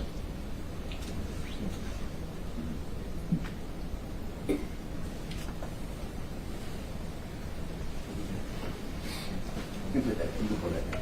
I didn't know you guys could do that. Thank you. And so we can't see, and this is after effect. So some of the pictures the government showed you, there was extra cars there because sheriffs had shown up already, right? Well, and I'll bring that to your attention in a second. But you guys are about right here, roughly, right? Yes. You're at this corner of the Uh-huh. funeral home, so you're about right here. Yes, sir. Okay. And for the record, I'm pointing to a screen outside of the viewable portion. And Adrian's over here, correct? Yes, sir. And so for Saucedo to ask to shoot and say, I think I see him, it makes sense because this is considered line of sight, right? Yes, sir. So all of you, I'm not saying you saw him, but all of you had potential line of sight. Potentially, yes, sir. Yes. But we have verification that Saucedo saw him and had true line of sight, right? I don't know if you saw him or not. No, I understand that, but we have evidence of that. We have Okay. some evidence because he's asking to shoot somebody. Yes, sir. It Yes, sir. And it wouldn't make sense for him to shoot someone that either there wasn't a threat to him, that he didn't see had a weapon, or he didn't know was shooting a weapon, right? That would not be, you're not trained to do that. Correct. Okay, so if he's asking to shoot, he's asking to use deadly force. Yes, sir. And it would make sense because you guys are hearing gunfire. Correct. And they think they're being shot upon. Yes, sir. And you don't know this because it wasn't dispatched to you, but minutes earlier, Mr. Limones was telling the dispatch, send someone, hurry, he's shooting at the school and running towards the school, right? Right. And so, but Saucedo, and I'm going to say Saucedo just for speed, he didn't take the shot, right? He did not shoot, no. So Saucedo had the opportunity, correct, I don't. to shoot this person. Well, if he saw him and he had an AR-15, that's at least an opportunity. Whether he's good or not with his weapon, that's a different discussion. The only reason why I say what I say is because later on, Officer Salcella advised me that he potentially had a teacher in the line of sight. I I'm don't glad know. you told me that. No, a ranger told him that. Since you brought that up, a ranger told him that was Coach Abraham, but it wasn't. Way outside the ring. Well, I mean, he brought it up, and I let him do it. I don't know. I'll overrule objection. Thank you, Judge. Coach, someone tried to tell him, "Don't worry, you didn't do anything wrong." That was a coach, but that wasn't a coach. We know that now. All of us know that now. That was that animal that went into the school. So, and I'm not mad at you, by the way. Sure. So Saucedo had the opportunity to shoot, and he didn't. Correct? He didn't shoot. He didn't shoot. Let's just say it that way. Okay. And he had an AR-15, and an AR-15 from that distance is a better weapon system than a Glock. Yes. Okay. So he had the ability to potentially reach, right? Yes, sir. You talk about sighting in at 50 yards. Depending if you're hunting or if you're doing tactical training, some people sight in at an inch eye or 100 for a deer rifle, dead on at 100 or 50, but you can sight your rifle in at different distances, right? You can, yes, sir. And if you have iron sights, that means you're just putting iron sights, that means the sights that come on the weapon, and that's more difficult training than a red dot. Correct. Right? And a red dot is put on weapons at AR-15s. They have red Correct. dots. They have. And police issued AR-15s have red dots. They can have red dots. That one, Saucedo did. Don't believe so, no, sir. And so you're saying, well, I want to make sure because we're going to verify this, but Sure. you're saying the Uvalde PD issued AR-15 with iron sights and no red dots? Yes, sir. Okay, we'll double check that, okay? Mhm. So but all I'm saying is an AR-15 has the ability to reach. It can, yes. Okay. And so ability and opportunity. Now, even though Mendoza was hiding, he had potential line of sight, correct? Yes. Okay. And Mendoza did not do anything to distract or deter or to stop this person from going into the school? No. No. And neither did Saucedo. No. And you came a little bit later, but, and I'm not being mean to you, you didn't either. No. Because you didn't see him. Correct. Okay. But you're hearing from behind you, he's running towards the school. Yes. And then towards the school, but in your mind, and it's important what was in your mind, Yes. Sarge, in your mind, you're thinking this is probably another bailout. The potential to be, yes, sir. Well, because you made a decision.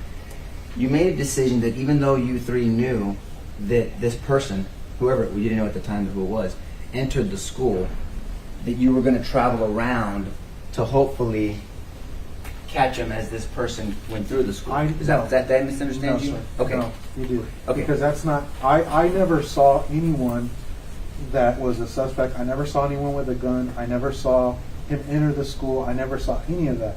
My whole intent was to drive around to intercept the individual that was shooting. Stop. So how would you intercept the individual over here? How did you know he was going to be over here? I don't know. What made you think that though? Because there's no other buildings west of us. We were on the complete west side of the property. Yes, sir. There's only one way direction to run, either south or west. Okay. I'm sorry, east. Okay. And so what path did you think this person was taking for you to intercept them? Well, tactically, like I said, if he's running towards the school, that's Mhm. any direction this way, whether it be south or east. Okay. So my intent was, if he's running towards the school or past the school or running towards the school, I'm going to swing around and flank him that way. Oh, but how would you flank him if you don't know where he's going and what path? It's like if you're in hot pursuit, you're pursuing someone that you've seen, you identified that they need to be detained, and you know where they're going. So if I see someone run through those doors, I'm not going to run through this door because that goes to the jury room. I'm going to run through that door, or if I know because I do know now because I've been here for 2 weeks, that if I go through that exit door, I can intercept the people that went through that back door. Does that make sense? Because I saw them go through that door. What I'm saying is, we had the individuals at the funeral home Yeah. were saying he was running towards the school. Yes, sir. From that, my position and where they were also behind me, there's only one direction to go, either east or south. Okay. He wasn't running towards us. He wasn't. So how would you get to this? If you're going to go intercept them, you were going to intercept them here? Because you didn't drive over here, you drove over here? Correct. Okay, so Well, again, because again, the street comes this way. I positioned myself to have every opportunity. If he was running straight, I could intercept him there, or if he continued running south, east, I could intercept him there. I was giving myself an opportunity to intercept him either way, from the very corner of the property all the way that way south. But if you're going to intercept him going here, how would he go? How would he travel this way? Because you're on this road, so you know he's not on this road, right? Correct. And this is the north side of the school, so you know he's not running around the school in the north, right? Well, I knew he was. I don't know where he was at. I knew that he was in the general vicinity of this area. Because I could hear rounds going off, but I wasn't sure exactly where. Does that make sense? Yes, sir. Well, I mean, it makes sense what you're telling me, but I'm not sure. You're asking me if how would I intercept him if he was in? Well, that's. I mean, what you're saying is that's exactly why I ended up this way, coming around this way, because we were running through the breezeways trying to intercept him. Okay. But if someone says, I'm running towards the school, you came around as if they were running through the school, and you kind of Correct. said that a little bit, Yes. right? Yes. So had you contemplated that this person, whoever they were, wherever they were, was going through the school? No. Okay. But you knew he's not here, so the only other thing is it could be either here or through the school. Those are the only other options, right? Yes, sir. And the reason okay. the reason I'm telling you is because, like I said, I'm already positioned here, and the only thing to do is to intercept him. I'm trying to intercept him as he's going through the school. I'm gonna ask you a question. So you have this covered. You have line of sight, and you've seen this, and you see nothing here. Correct. If someone's running to the school, they're either going to run into the school or this way. So I'm asking, and try to remember what you were thinking. Why wouldn't you drive this way and make another assessment and try to see this person? Well, because again, when they were saying he's running to the school or through the school, I was anticipating to intercept him that way. So if someone runs through the school, that means they have to I go was still going to run through. I was going to work my way through, which I did, pass through the school. But because there's a difference, through or towards the school. If someone's Yeah, there running is. through the school, There is, and that's why I'm saying I couldn't hear from that distance. Okay. I'm getting gunfire, and then I'm also having people yell at me. I have officers down, and I'm trying to get as much information as I possibly could. Got it. But still, you didn't make the decision to do this and No. drive to the right. But that could have been a decision somebody Could have could been, made, yes. where you would drive closer, move up, go towards the shooting, because this jury and the government's made a big deal about training and officers, and the training is that you always run where towards the shooting, Yes. towards the shooting, and the Yes. shooting was over here. But and again, I'm not saying you should be No. prosecuted. By the way, I'm not saying any of that. I'm just saying, but you and the other two officers did not go towards the shooting. Well, we did do it towards the shooting. My whole intent was to, again, I'm not just driving because I want to drive or I'm hearing.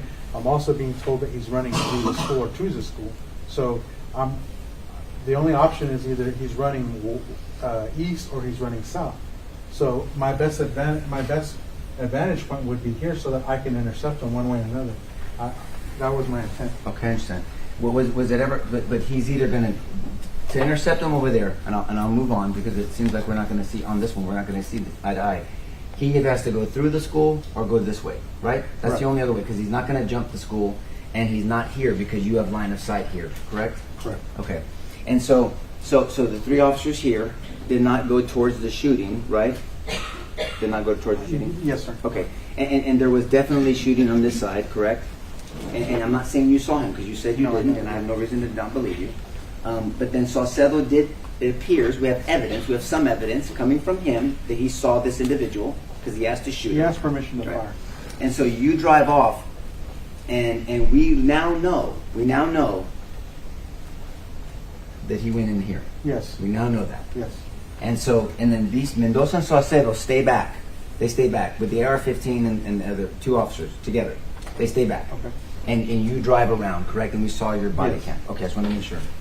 And we can see, can you switch the picture, Jason, please? Where we see Adrian's car? The next one, with Adrian's car? Okay. And so now we've moved up closer, and we can see where Adrian's at. Now, you didn't know Adrian was over here, right? No. Okay. But you can see, they're not contesting this. 100% Adrian has zero line of sight, correct? Mhm. Is that true? Is that yes? He has no line of sight from here. Nobody. From there, no. Right. And so you guys are here, and even though you're on the side of the shooting, you did not see the shooter? No. And I believe you, by the way. And you couldn't tell where the shooting was coming from for sure. Correct. And you're on the side of the shooting. Correct. Adrian's not on the side of the shooting, right? Right. Doesn't it seem unreasonable for someone to expect Adrian to know where this shooting's coming from, but you guys not to know where it's coming from? Doesn't that seem unreasonable? Not you, someone else. Me? Bill, yes. And Christina, be fair. Yeah. Right? That would be unreasonable to you, right? Yes. Right? Because to put on this person here, Adrian, by sound, with no line of sight and no opportunity nor ability to know exactly where this shooting's coming from and to run to the shooting, but three officers, again, with potential line of sight, Right. one of them having them, on the side of the shooting. They did not run to the shooting. But ignore them and focus on that. That doesn't seem reasonable, does it?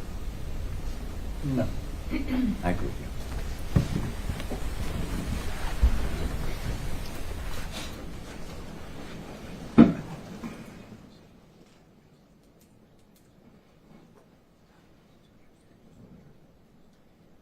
And in fairness to you, Sarge, at that time, I want to make sure that I get the right terminology, because you said something that's in my notes here. You were talking about the bailouts and how you had just a tremendous, we were getting hammered with bailouts, is what you said. Yes, sir. Right? And so everybody, and this is just a reality, everybody was computing bailouts. I mean, even some of the people that were testifying, I mean, it's like, well, it's another lockdown, it's probably a bailout. Everyone was thinking bailouts, right? The possibility was there, yes, it would have been. And if somebody was going to shoot, it was to get away from officers because they were doing a bailout, not because they're going to commit a mass shooting at a school. Yes, sir. And again, in fairness to you, and that's why you were trying to intercept, because you're thinking it's someone bailing out. It didn't even cross your mind, whether people can disagree whether that's reasonable or not, but it didn't even cross your mind that this person was going to go into the school and shoot it up. No. Now, you understand other officers would disagree with you, right? Sure. But you're just saying what you were thinking at the time. Well, not so much only what I was thinking, but the information that I had received at the time as well. But from an objective standpoint, you had information of a person shooting, running towards a school, and so other officers may have acted differently, right? In fairness. How do you mean? Well, meaning maybe other officers would have followed this training and then run directly to the side of the building where the shooting was, and then make sure they get line of sight on this person before they leave that area. Clear it, make sure that this area is safe. So when you're pursuing somebody, you know you've covered this area, and then it's not slicing the pie, but you're covering an area to make sure you're tracking down this person. Like I said, the reason why I drove around the front of the school was because I wanted to intercept him. My information that I received was he was running to or through the school, so my whole intent was to intercept him at the time. That's what I was doing. And again, in totality of the circumstances, Yes. that's a term of art that law enforcement uses. What does that mean, totality of the circumstances? In hindsight, after everything has been investigated, the totality You of have to look at everything. everything. Everything that. Because if we piecemeal something, if we try to fit a circle in a square, or if we only look at something like this, if the prosecution or if law enforcement gets tunnel vision, but not in combat, tunnel vision in prosecuting, well, that's not fair, right? That's not good. Right. And so we want to consider everything, the totality of the circumstances. And in totality of the circumstances, these school doors should have been locked. Yes. So that could that be something in your mind? Not trying to give you an out, I'm just trying to be fair. That in your mind, well, he's not going to get into school because it's supposed to be locked. So let me try to be creative and try to track this person down, right? Would that not, that wasn't in your mind? Sure. No, I mean, again, my intent was to catch them. to catch them. And you made a decision to go the north side versus the south side of the Yes.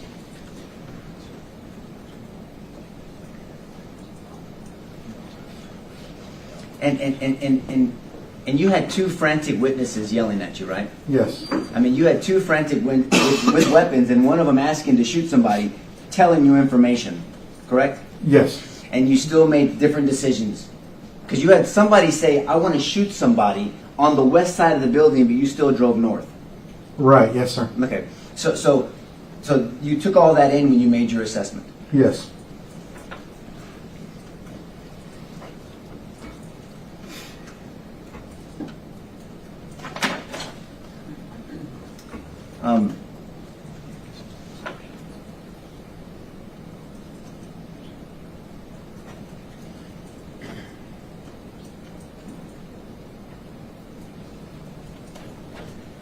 Okay, we're gonna play your body cam again. Can we get back up to the, not body cam, I'm sorry, dashboard. And I want to direct your attention to something as he's getting it ready. So when you leave Saucedo and Mendoza, they stay at the corner, correct? So we'll stop here 1 second. I believe one of them or both of them follow me, because after looking at the dash cam, I think I see them on the front of the school side. Well, if a Texas Ranger is going to come testify that they stayed there for a period of time and not follow you, then we'll just defer to that. Okay. Okay. So we'll just defer to that for now. And I'm happy to be corrected, but I don't think I'm wrong. So you leave, and we're going to see that with the AR-15 so they're going to stay here, but you're going to be driving north, and you're going to come down Geraldine, and I want to direct your attention when you make a turn to the front. There's already a police officer. So while all this is going on, there's a police officer out of his vehicle just standing there on the corner. Okay. Did you remember that when you saw it the first time? Yes, I saw patrolling. Do you remember who that is? I don't. Would it be Randy Hill maybe? Could be, yes. Probably. Okay, let's look at it then we'll talk, because I want to make sure that your Sure. memory is refreshed. So all this is going on. You're yelling at someone over here, right? You're looking, you're scanning, observing.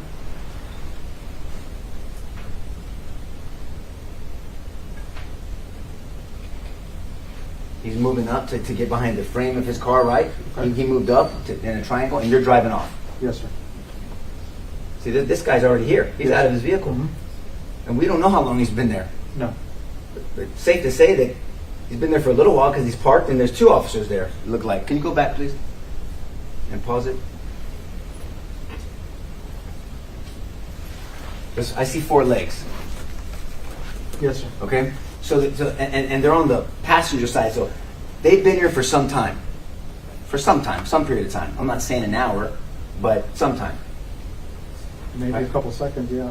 Well, okay. Well, I'm going to argue more, but I'm just saying they're here parked there. And if there's a call that comes in, shooter running towards the school with a gun towards the school, can you think of any tactical or training reason why they would park on the corner and just stand there? I don't know what they were doing. I don't know what they heard. I know, that wasn't my question. Okay. But my question was, can you think of any tactical or logical, reasonable reason why after that call, even though it wasn't even the full call that Mr. Limones put out, what he tried to report, why these officers would be at that corner, and it seems like they've been there for a while, and just stand there? No. It doesn't make sense, right? But they're not sitting in that chair, are they? These No. guys? No. Okay. But they're there for some period of time, and they're not running to the school, right? And I guess the government can call them if they do or don't, but we can ask them what they heard and why didn't they run to the gunfire, Yes. correct? But they didn't do it. We can see that. Right. Okay, can you please play it?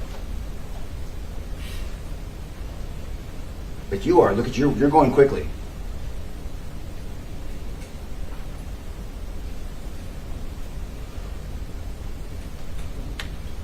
Now, do you run out the back or do you come out the front? I couldn't come tell. out the front. I Okay. jump out, and that's when I hear a vehicle coming at a high rate of speed. I could hear it down and then Chief out on the full side. Who's that? Chief. Okay. Where are you at this time? I was trying to figure that out myself. Yeah. Can we pause, please? And so you're parked, but then for some period of time, you're assessing again, or you're Yes. staying and you're looking, maybe you see if you saw him. Right. I don't know, but so you have two officers standing at the corner, and I'm not being disrespectful, but we see that you're parked there and you're staying there for a while, and then Arredondo gets out and he seems like he's adjusting. And play again, please. Is that you? Or no?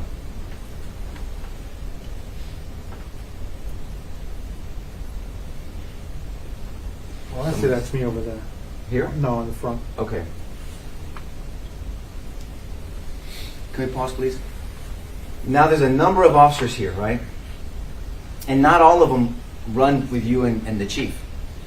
I believe that's Officer Salcedo. No, I understand that, but none of these people make it into the building with you and the chief. Not that I'm aware of, no. Right. So they obviously won't run into the gunfire either. I don't know what information they have. But if they were with you, then they would have been, I mean, and ahead of you was Paige and Adrian. Yes, Ahead of you. yes. But these people weren't behind you, so they didn't follow you to the fourth grade building. They didn't follow me in chief, is that what you're Yes, sir, that's what I'm Okay. saying. And so my point is, they weren't running to the gunfire, obviously. They were doing something else. The gunfire was at the fourth grade building? Yes. And Well, the west building that was on the west side of it. that's the fourth grade building. The west side, south side, east side, north side. So, but these officers, they're not with you, chief, and they're definitely not with Adrian and Sergeant Page, right? Right, yes.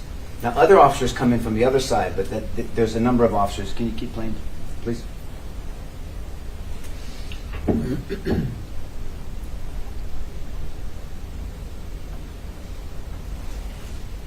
There's someone walking around, kind of pacing back and forth over there. He's not running into the gunfire, right? This gentleman? Right. Okay. Thank you.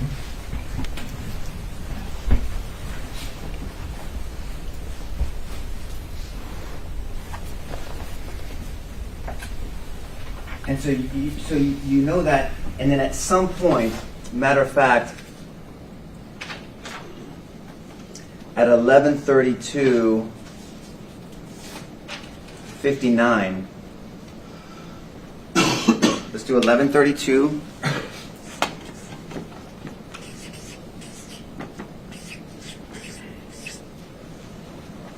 I'm just going to put entrance, okay? Because I'm not going to mention his ass.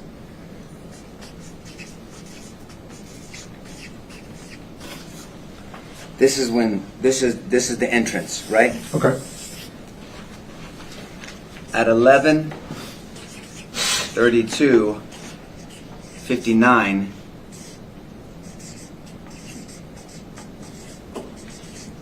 I'm going to put Adrian brakes, and when you know what that means, right? When you brake Yes. on the radio, he's trying to transmit something. So almost simultaneously as this shooter is entering the building, Adrian has done some assessing like you guys are doing in the corner. Correct. But he's doing what the training says to do, communicated.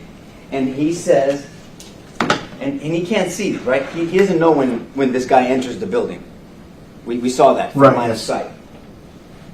He says, gonna be on the west school, on the west side of the school by those vehicles, supposed to be wearing all black, all black. So when you hear someone say supposed to be, that kind of gives you the impression that they don't know. Someone is telling them something. Well, supposedly Jason is going to did this, right? Because that's what he told me he did, and that's consistent with how Adrian was relaying messages, right? Yes, sir. You know now that he was with a special ed assistant aide, right? Melody Flores. Do you know that now? Yeah, he mentioned something about being with a teacher. Right. Yes, in the investigation. Yes. And so he's dealing with the teacher, a frantic individual, kind of like Mendoza and Saucedo are frantically, everybody's frantic. This is, Yes. I'm not ragging on that, that's reality. And so he's dealing with her, trying to get information. 50 seconds earlier, when he heard shots fired, didn't give a description of where they were coming from, right? We heard the dispatch. Right. Because you can assume he didn't know because he can't tell where they're coming from, right? Fair enough? Fair enough. And then he gets in touch with Melanie at this scene, and he's taking cover like you guys were. And he's getting information from her. And she's saying things, and you didn't hear her testimony, whether she said south building, west building, running this. and he's trying to take it all in. Yes. And then as soon as he gets a picture of what he thinks is going on, he relays it to everybody, right? Yes. But unfortunately, it's not his fault, but unfortunately, it's almost at the same time as this person is getting into the building, right? Sure. He can't see him, but he's relaying the information. Supposed to be wearing black. Supposedly wearing black, right? You heard that. Yes.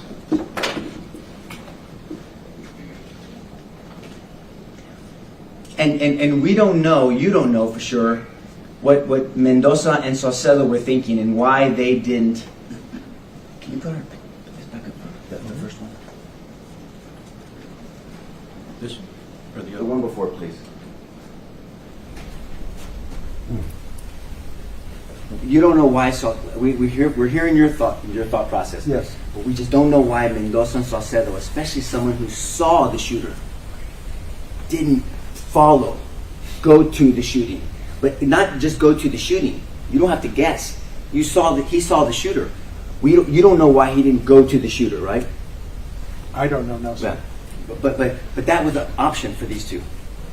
That was an option for Saucedo and Mendoza. We already talked about your option, but it was an option for them too. Right? Yes. I mean, they could have driven up. They could have driven up all the way up here, set up a perimeter, something, and then breached, come in here and follow this shooter. They would have known where he's going, but neither would Adrian, right? They hadn't even seen him. Right, he Fair hadn't enough. seen him, is that what you're saying? Okay, but they did. One of them did. Saucedo did, for sure. And they didn't do that. They didn't come to this building, right? They didn't come to this door. No, not that I know. And you don't know exactly why they made those decisions. No.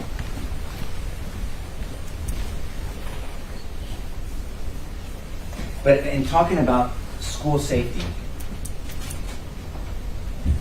you know, it's policy. It's policy that these school doors have to be locked. Yes.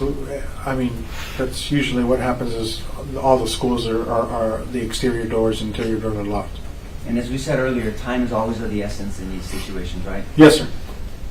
And so if somebody is coming to a door and they have bad intentions, and there's officers, you wouldn't have known, but there's officers line of sight on this person. And if that door was locked, it would have been one of these situations which would have given you time to see him, right? Sure. Saucedo more time to reassess his decisions, and Mendoza to pick his head up and at least do something. Somebody could have distracted, deterred, delayed, or stopped that guy from Yes, sir. Could have. Yes, sir. one of these three, including yourself, one of these three that had line of sight could have stopped. If that door was locked, it would have given you precious time to make a better assessment and for Saucedo to act. For sure. Yes, sir.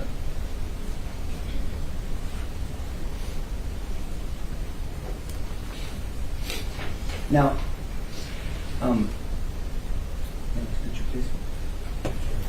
Can you see Adrian's car? Yes. Would you agree with this, Sarge? That's fine. That's fine, Jason. We'll do both. That in the initial call, someone's running towards the school with a gun and shots have been fired. Adrian goes into the eye of the storm. Would you agree that this is a lot more dangerous than being over here? Sure, yes, sir. So Mendoza Saucedo set up perimeter out there for whatever reason. You just respond to what you saw. But Adrian didn't set up out here, right? He drove into the eye of the storm. He's driving into a shooter running towards the school. Where does he drive towards? He drove into the school. Into the school, right? And so he's here. So he's placed himself in danger, correct? Yes. And he's making his assessments, and we've talked about that already. But then at some point, you know, and we can look at the videos, Sure. because we can see on the funeral video, that at around 11:33, Jason? 11:33:07? What is it, Michelle? 11:08? 33:08? Are you talking about Page? Page. Yeah, 11:35:07. Okay. He's driving up, right? Because your body cam turns on at 11:35:10. Mm-hmm. That's going to be important. But at 11:35:08, Page is driving up, right? Right. And then at some point, Adrian leaves his cover of his vehicle, and because Page parks, we've seen the videos, and we'll show them again, pictures. He makes movement to Page, and there's contact with Page. And we're going to hear from Page, I'm sure, today. So he makes contact with Page, right? Because the government just asked you about those pictures and who's standing there. It's Sergeant Page and it's Adrian. Remember? Yes, I did see the two officers there, yes. Yeah, that's all I'm saying. I'm just kind of setting the tone. So at some point, Page drives in, literally almost at the same time around, you put your body cam on. Okay.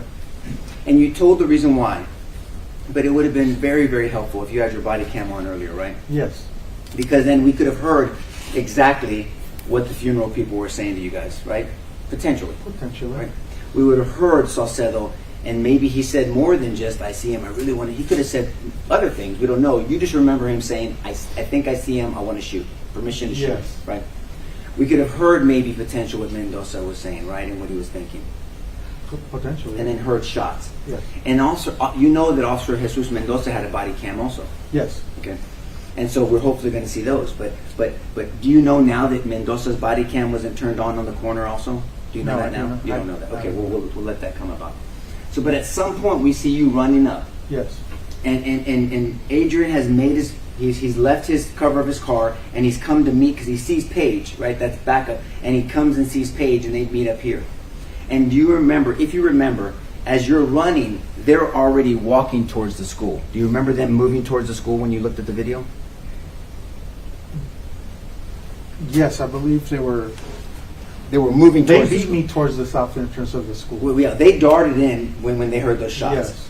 And you know that by the time those shots, and we heard the audio, but the body cam's on us right here, so it sounds loud to us. But out there, you were a good distance from Paige and from Adrian, Yes, right? I was. And do you know now that in their interviews, they didn't even mention hearing you or seeing you until Yeah, later? that makes sense. That makes sense, right? Yeah. So they were reacting and responding on their own. They heard those shots, and we look at your body cam, and 1 minute your arm's in the way because you're doing what you're doing appropriate stuff, and then it comes up, and they're already in that school, right? Right. So Adrian puts himself in danger by driving in the eye of the storm, tactically comes out and meets Sergeant Page, and then when they hear the shots, the same shots that you heard, before you know it, they sprint into the school, right? Yes. And they're ahead of you, and to your Yes. credit, you and the chief follow. Yes. And we see Adrian with his gun out, and he's in the hallway, correct? Yes. And we see Sergeant Page at times over here. Yes. And we saw the smoke. When you walk into this hallway, there's smoke because after a lot of rounds in AR-15, the gunpowder makes smoke, right? Yes. And you would agree that this hallway, and it came up a lot yesterday, but it's important, is the fatal funnel.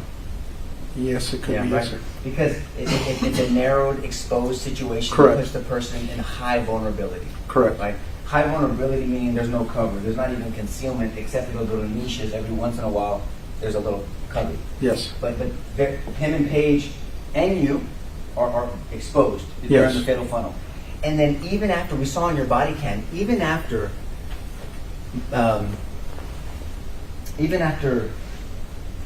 Hernandez, who got shot in the head? Lieutenant Martinez. I'm sorry. I knew it. Lieutenant Martinez got skinned. Even though he got skinned, you saw Adrian didn't move. He didn't run out the back. No. He stayed in the fatal funnel. Yes. Because that person could have done this and could have done this. I mean, it's that easy. It's like bop, bop, bop, bop, bop, bop, and people are dead. But Adrian didn't move. Right? Right. He remained in danger by being in that school. Yes. Is that fair? And so did you, right? Yes. And so did Sergeant Page. Yes. And Martinez had already been injured. Yes. And tactically, and I think we'll ask Sergeant Page, but him yelling to the other side, even though I know his heart wanted to check on Martinez, tactically that was not a good decision. No. Right, because now you're notifying the shooter that you have people on this side. So there could have been a scenario where this guy thought, I'm outpowering these people, and he would come out with his weapon, and then that would have given you, Adrian, and Paige an opportunity to shoot. Could have. Yes. Right, but so Paige, and I'm not bragging on him for it, him yelling out was not tactically sound for that circumstance. I don't know. I mean, given your position is Yeah. tough to do, but I understand why he did it. I do too. I mean, he cares about Martinez, but I mean, I'm just saying you don't want a shooter to know where you're at. No, you don't. Element of surprise is a big deal. Yes. And so he does that, and Adrian stays in that hallway. Yes. And the only time that Adrian leaves that hallway is when the chief tells him, you can hear Adrian saying, "Are you breaking? Can anyone break from in here?" Right? Yes. can anyone's radio work? Is what it translates to. And no, so the chief, and you heard the chief say, call SWAT. Yes. And so the only time Adrian leaves danger is when the chief tells him to go outside and call for backup, Yes, sir. for call for heavier power, because now we have a barricaded individual. Right? Yes, sir. And you heard at some point, people didn't even know if kids were in these classrooms, right? I can tell you, I didn't know. You didn't know. But you can hear Adrian is calling also. People are trying to call the front office. Yes. Are there classes in, right? You can see on my body cam, yes, I'm doing that. Yes. And the reason why is two things. Number one, because that school does not have a designated officer. Police Not officer. to my knowledge, no. Adrian was assigned to the high school. Yes, he was. That's why Adrian is even asking, where is the fourth grade building? He asked somebody else, right? That makes sense to you. Makes sense, yes. And so everyone is trying to figure out, not everyone, I don't want to be hyperbolic, but Adrian and yourself and maybe one other person are asking, are there kids in these classrooms? Yes. Another factor is because there was a special day, it was end of the school year, Yes. and there was award ceremonies going on. Yes, sir. We had heard of award ceremonies going on in the high school, Yes, I believe the high school was doing a picnic or something. yeah, at Mexican Park. Yes. That's the slang, that's what you guys call it, Mexican Park. And then over here, there was award ceremonies going on in the middle school as well. Yes, sir. Elementary school, I'm sorry. Yes, sir, elementary school. And so that's another reason why people were asking, are these classrooms even full? Yes, sir.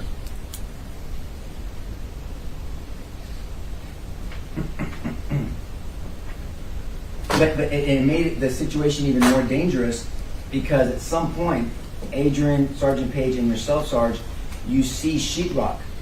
You know that there's bullets going through. Yes, sir. So those hallways, at best, were just concealment. Yes, sir. I mean, and that's why giving your position is not tactically sound. But there wasn't going to be any protection if that shooter wanted to just shoot through the wall. Yes, sir. You, Adrian, and Sergeant Page, and Martinez and Mireles on the other side could have potentially been killed. Canales. Canales, but Mireles eventually came in, but Canales, yes, could Yes, have sir. been killed, right? Yes, sir. But Adrian stayed in the hall. Yes.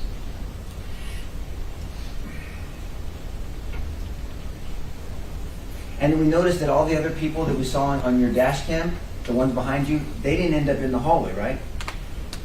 They didn't come in from the south behind you. No, at that moment, no. I mean, and there was a number of officers there that we saw on your dashboard. Yes. Right? And so you knew who was on the other side, Martinez and Canales, but those officers, we don't know where they were. Well, to be fair, I didn't know exactly who was quite a distance on the other side. I didn't know who was there and who was not. I know that Adrian was on my side and Pete was also on my side and Paige. Yes, sir. But all I'm saying is when we saw the dash cam, those officers, they didn't make it into the building. Not behind me, no. Yes, sir.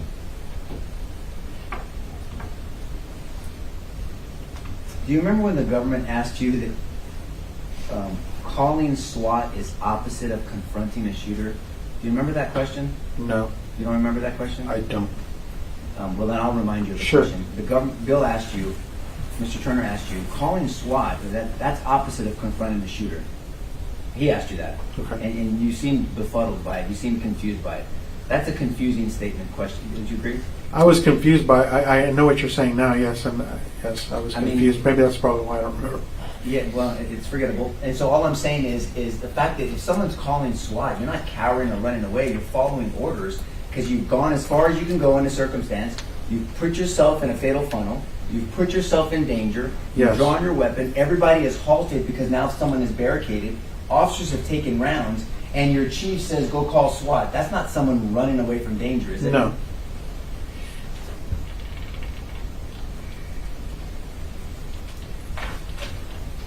Did you ever see Randy Hill make that call? Because he Which was the one call? assigned to this call initially, right? The one in the corner? Oh, yes, sir. I mean, the one standing outside his car when you drove by? If that was him. That's Randy Hill. Okay. One of them is Randy Hill. Did you know if he ever made the call? Did he ever get to the building? Did he ever? I do not know that. I don't know.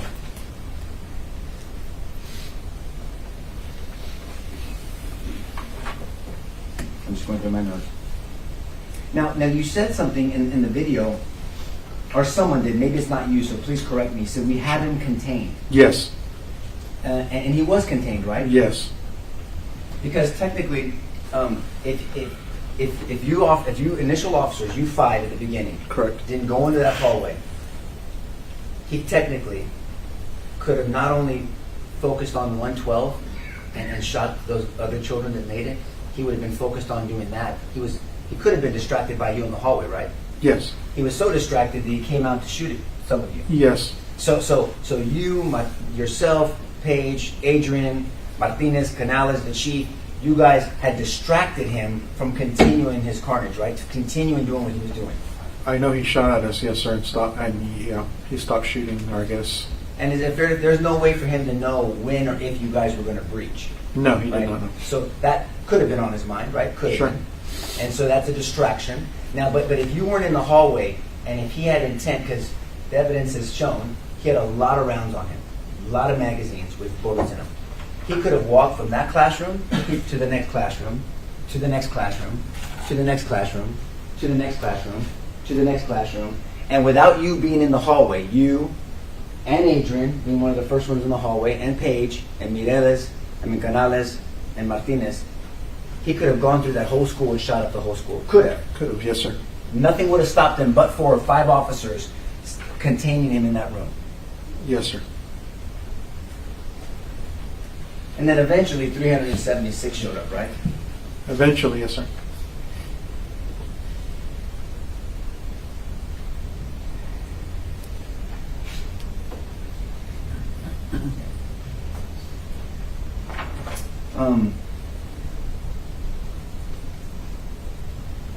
Now there was a period of time in the video where the government asked you about Adrian holstering his weapon. You remember that? Yes, sir. Where was Adrian when he holstered the weapon? He was on the south. God bless you. Where was he at? He was on the southeast corner of the building. Southeast corner. Inside or outside? Outside. Outside. Was there any gunfire going on over there? No. Do you always have to worry about crossfire, friendly fire? Yes, sir. So if you don't have a threat in front of you, is it prudent and reasonable and per training that you holster your weapon if there's not a threat in front of you? Yes, sir. I mean, and if you train, I mean, how long does it? Doesn't take long to I have a jacket on, but I mean, you can just you can draw a weapon quickly, right? Yes, sir. I mean, so holstering a weapon when there's no threat is reasonable, right? Right. Your weapon was holstered out there. Yes, it was. Now you said a lot of things out there. You were saying, well, I want to talk about friendly fire before we talk about what you were dispatching and what equipment you were asking for. Yes, sir. And you guys just had to do it. You kind of threw in your own safety, the wings, everybody runs in. You were in a tactical, not just in a fatal funnel, but if Martinez is on the other side with Canales and Adrian's on this side, Paige, you're here, you and the chief. What is this potential when you have blue on blue? Yes, that was a concern. And what is that called? Crossfire? Crossfire, yes, sir. Or blue on blue? And so, but in that situation, you did what you had to do, right? All of you did what you had to do. But that was a potential concern as well. Yes, it was a potential concern. But back to you being outside. So you and Adrian go outside. Adrian is commanded or asked or told by the chief to go outside. He listens. Reasonable request. You go outside also because you can't break either. Correct. And you're a sergeant. And so you're out there and you're asking for flashbangs. Yes, if sir. we have them. Yes. What are flashbangs? Distraction devices, sir. And now you typically would you use those if there was a room full of children? It's hard to say. I mean, what I was doing, I knew that we were gonna have to confront the individual, and I prefer to have a distraction device, Right. given that we just took rounds. Right. Now you didn't know that there was a room full of children, by the way. So No. you want options, right? Is that Correct, a fair statement? yes. So you're asking for options, and the way flashbangs are used is it goes and it creates this explosion. Correct. So a bad guy could maybe be distracted by that, and then you guys could come in, Correct. right, and do something. Yes. And there's all different kinds of ways to distract. Yes. But that would be one of them. One of them, yes, sir. Do you think that, speaking of distract, do you think that Saucedo and Mendoza could have distracted the shooter before he went into the building on the west side? Could have, yes. They could have, right? Yes. Now, you also asked for a Halligan tool. They've heard a lot about a Halligan tool, so I'm going to just jump in. That's a tool to help pry open a door, especially for an outward swinging door, correct? Yes, sir. Much more difficult to deal with that A scenario. lot more difficult, yes. And so you asked for that, correct? Yes.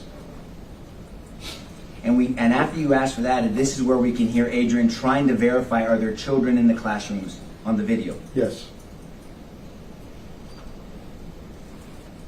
So you're still figuring things out. Yes, sir. Judge, I didn't realize the time. Do you want me to pause right here? I can kind of cut it. It's lunchtime. Keep going. Okay. I don't want them mad at me if they can be mad at you. I'm We gotta finish this one, so, we're not, so let's go. Okay, Judge, I'm doing my best. So you guys are trying to figure this out still. Yes. Okay. And then as you're figuring it out, at some point, because I know that they asked you about this, Adrian's posting up on the southeast corner, and he's looking, and that was a reasonable thing to do, right? I thought so, yes. I mean, because there's people coming up this way, Yes. Meaning officers, and there's some defects on the window, maybe some rounds that have come out. Correct. And so two things can happen. Someone can be shot from that window. Yes. It's kind of a sniper situation. Correct. Or the person, the individual suspect, could be trying to escape. Could, yes. And if they're trying to escape, then that's when you guys would confront them, right? Yes. And so someone that's truly containing. So once again, he's following his training, taking on the role of containment on the backside because he Yes. knew the hallway was covered. Correct. And during that time, the government asked you about kind of this. It sounded like, and it looked like Adrian was just figuring it out like you are. And he says, "I saw a teacher on the ground," right? Yes. Now, you didn't hear his interview, but he explains that he didn't know at the time it was a teacher. Once he made contact with her, he knew that was a teacher at that time, right? To be honest with you, sir, I don't know what he was saying. I know he was trying to... Okay. I think he was just thinking out loud, trying to explain what was going on and rationalize Right. what was going on. He's just figuring out, he I mean- says, "I saw a teacher on the ground. I thought she had tackled somebody. I saw her running," right? So Correct. and you didn't hear his interview, but he saw someone running, and the call was someone's running towards the school with a gun. And so he gets the call, because you heard the dispatch, someone running towards the school with the gun. And where did Adrian drive? Into the school. Into the school, towards the Just school. ask and answer is repetitive there. All right, so you saw that. So Adrian is recollecting that in his mind.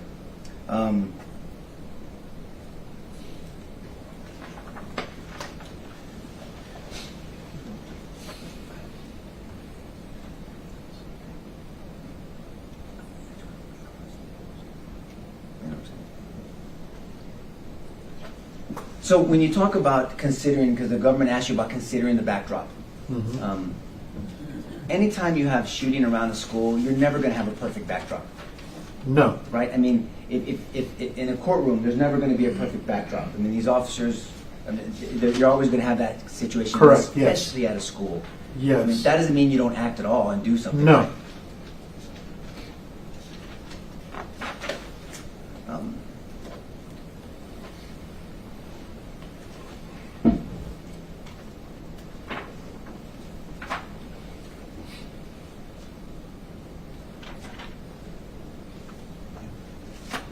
And from your knowledge, you know, and from what you experienced, you saw Adrian act, correct? I'm sorry? You saw Adrian act as you approached at 11:35:10? Yes. He ran into the school? Yes. He stayed in the school? Correct? Yes. In the hallway? Yes. And he remained in danger until given further instruction? From what now From the we chief. played from the video that we saw, the dash cam, or body cam, yes. Thank you, sir. Pass the witness, Judge.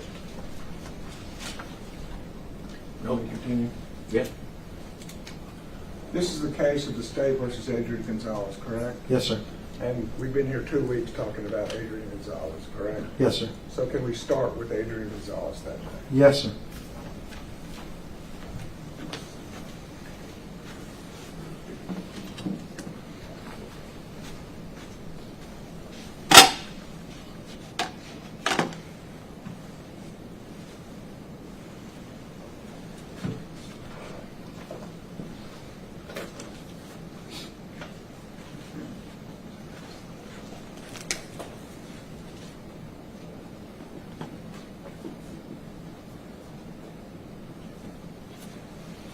we've had a stipulation of around 11:31:55, give or take a few seconds. Adrian Gonzalez is parked on the south lot. Yes, sir.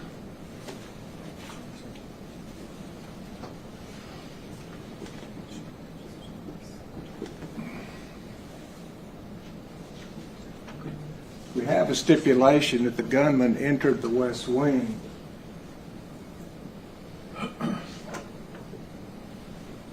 around 1 minute and 3 seconds later. Correct? Yes, sir. During that time, y'all show up about halfway in between that time. Is that correct? Yes, sir. About 30 seconds in.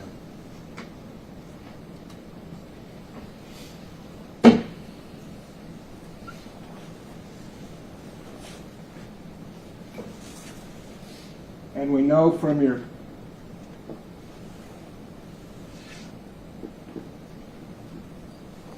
I'll make sure I have that photograph.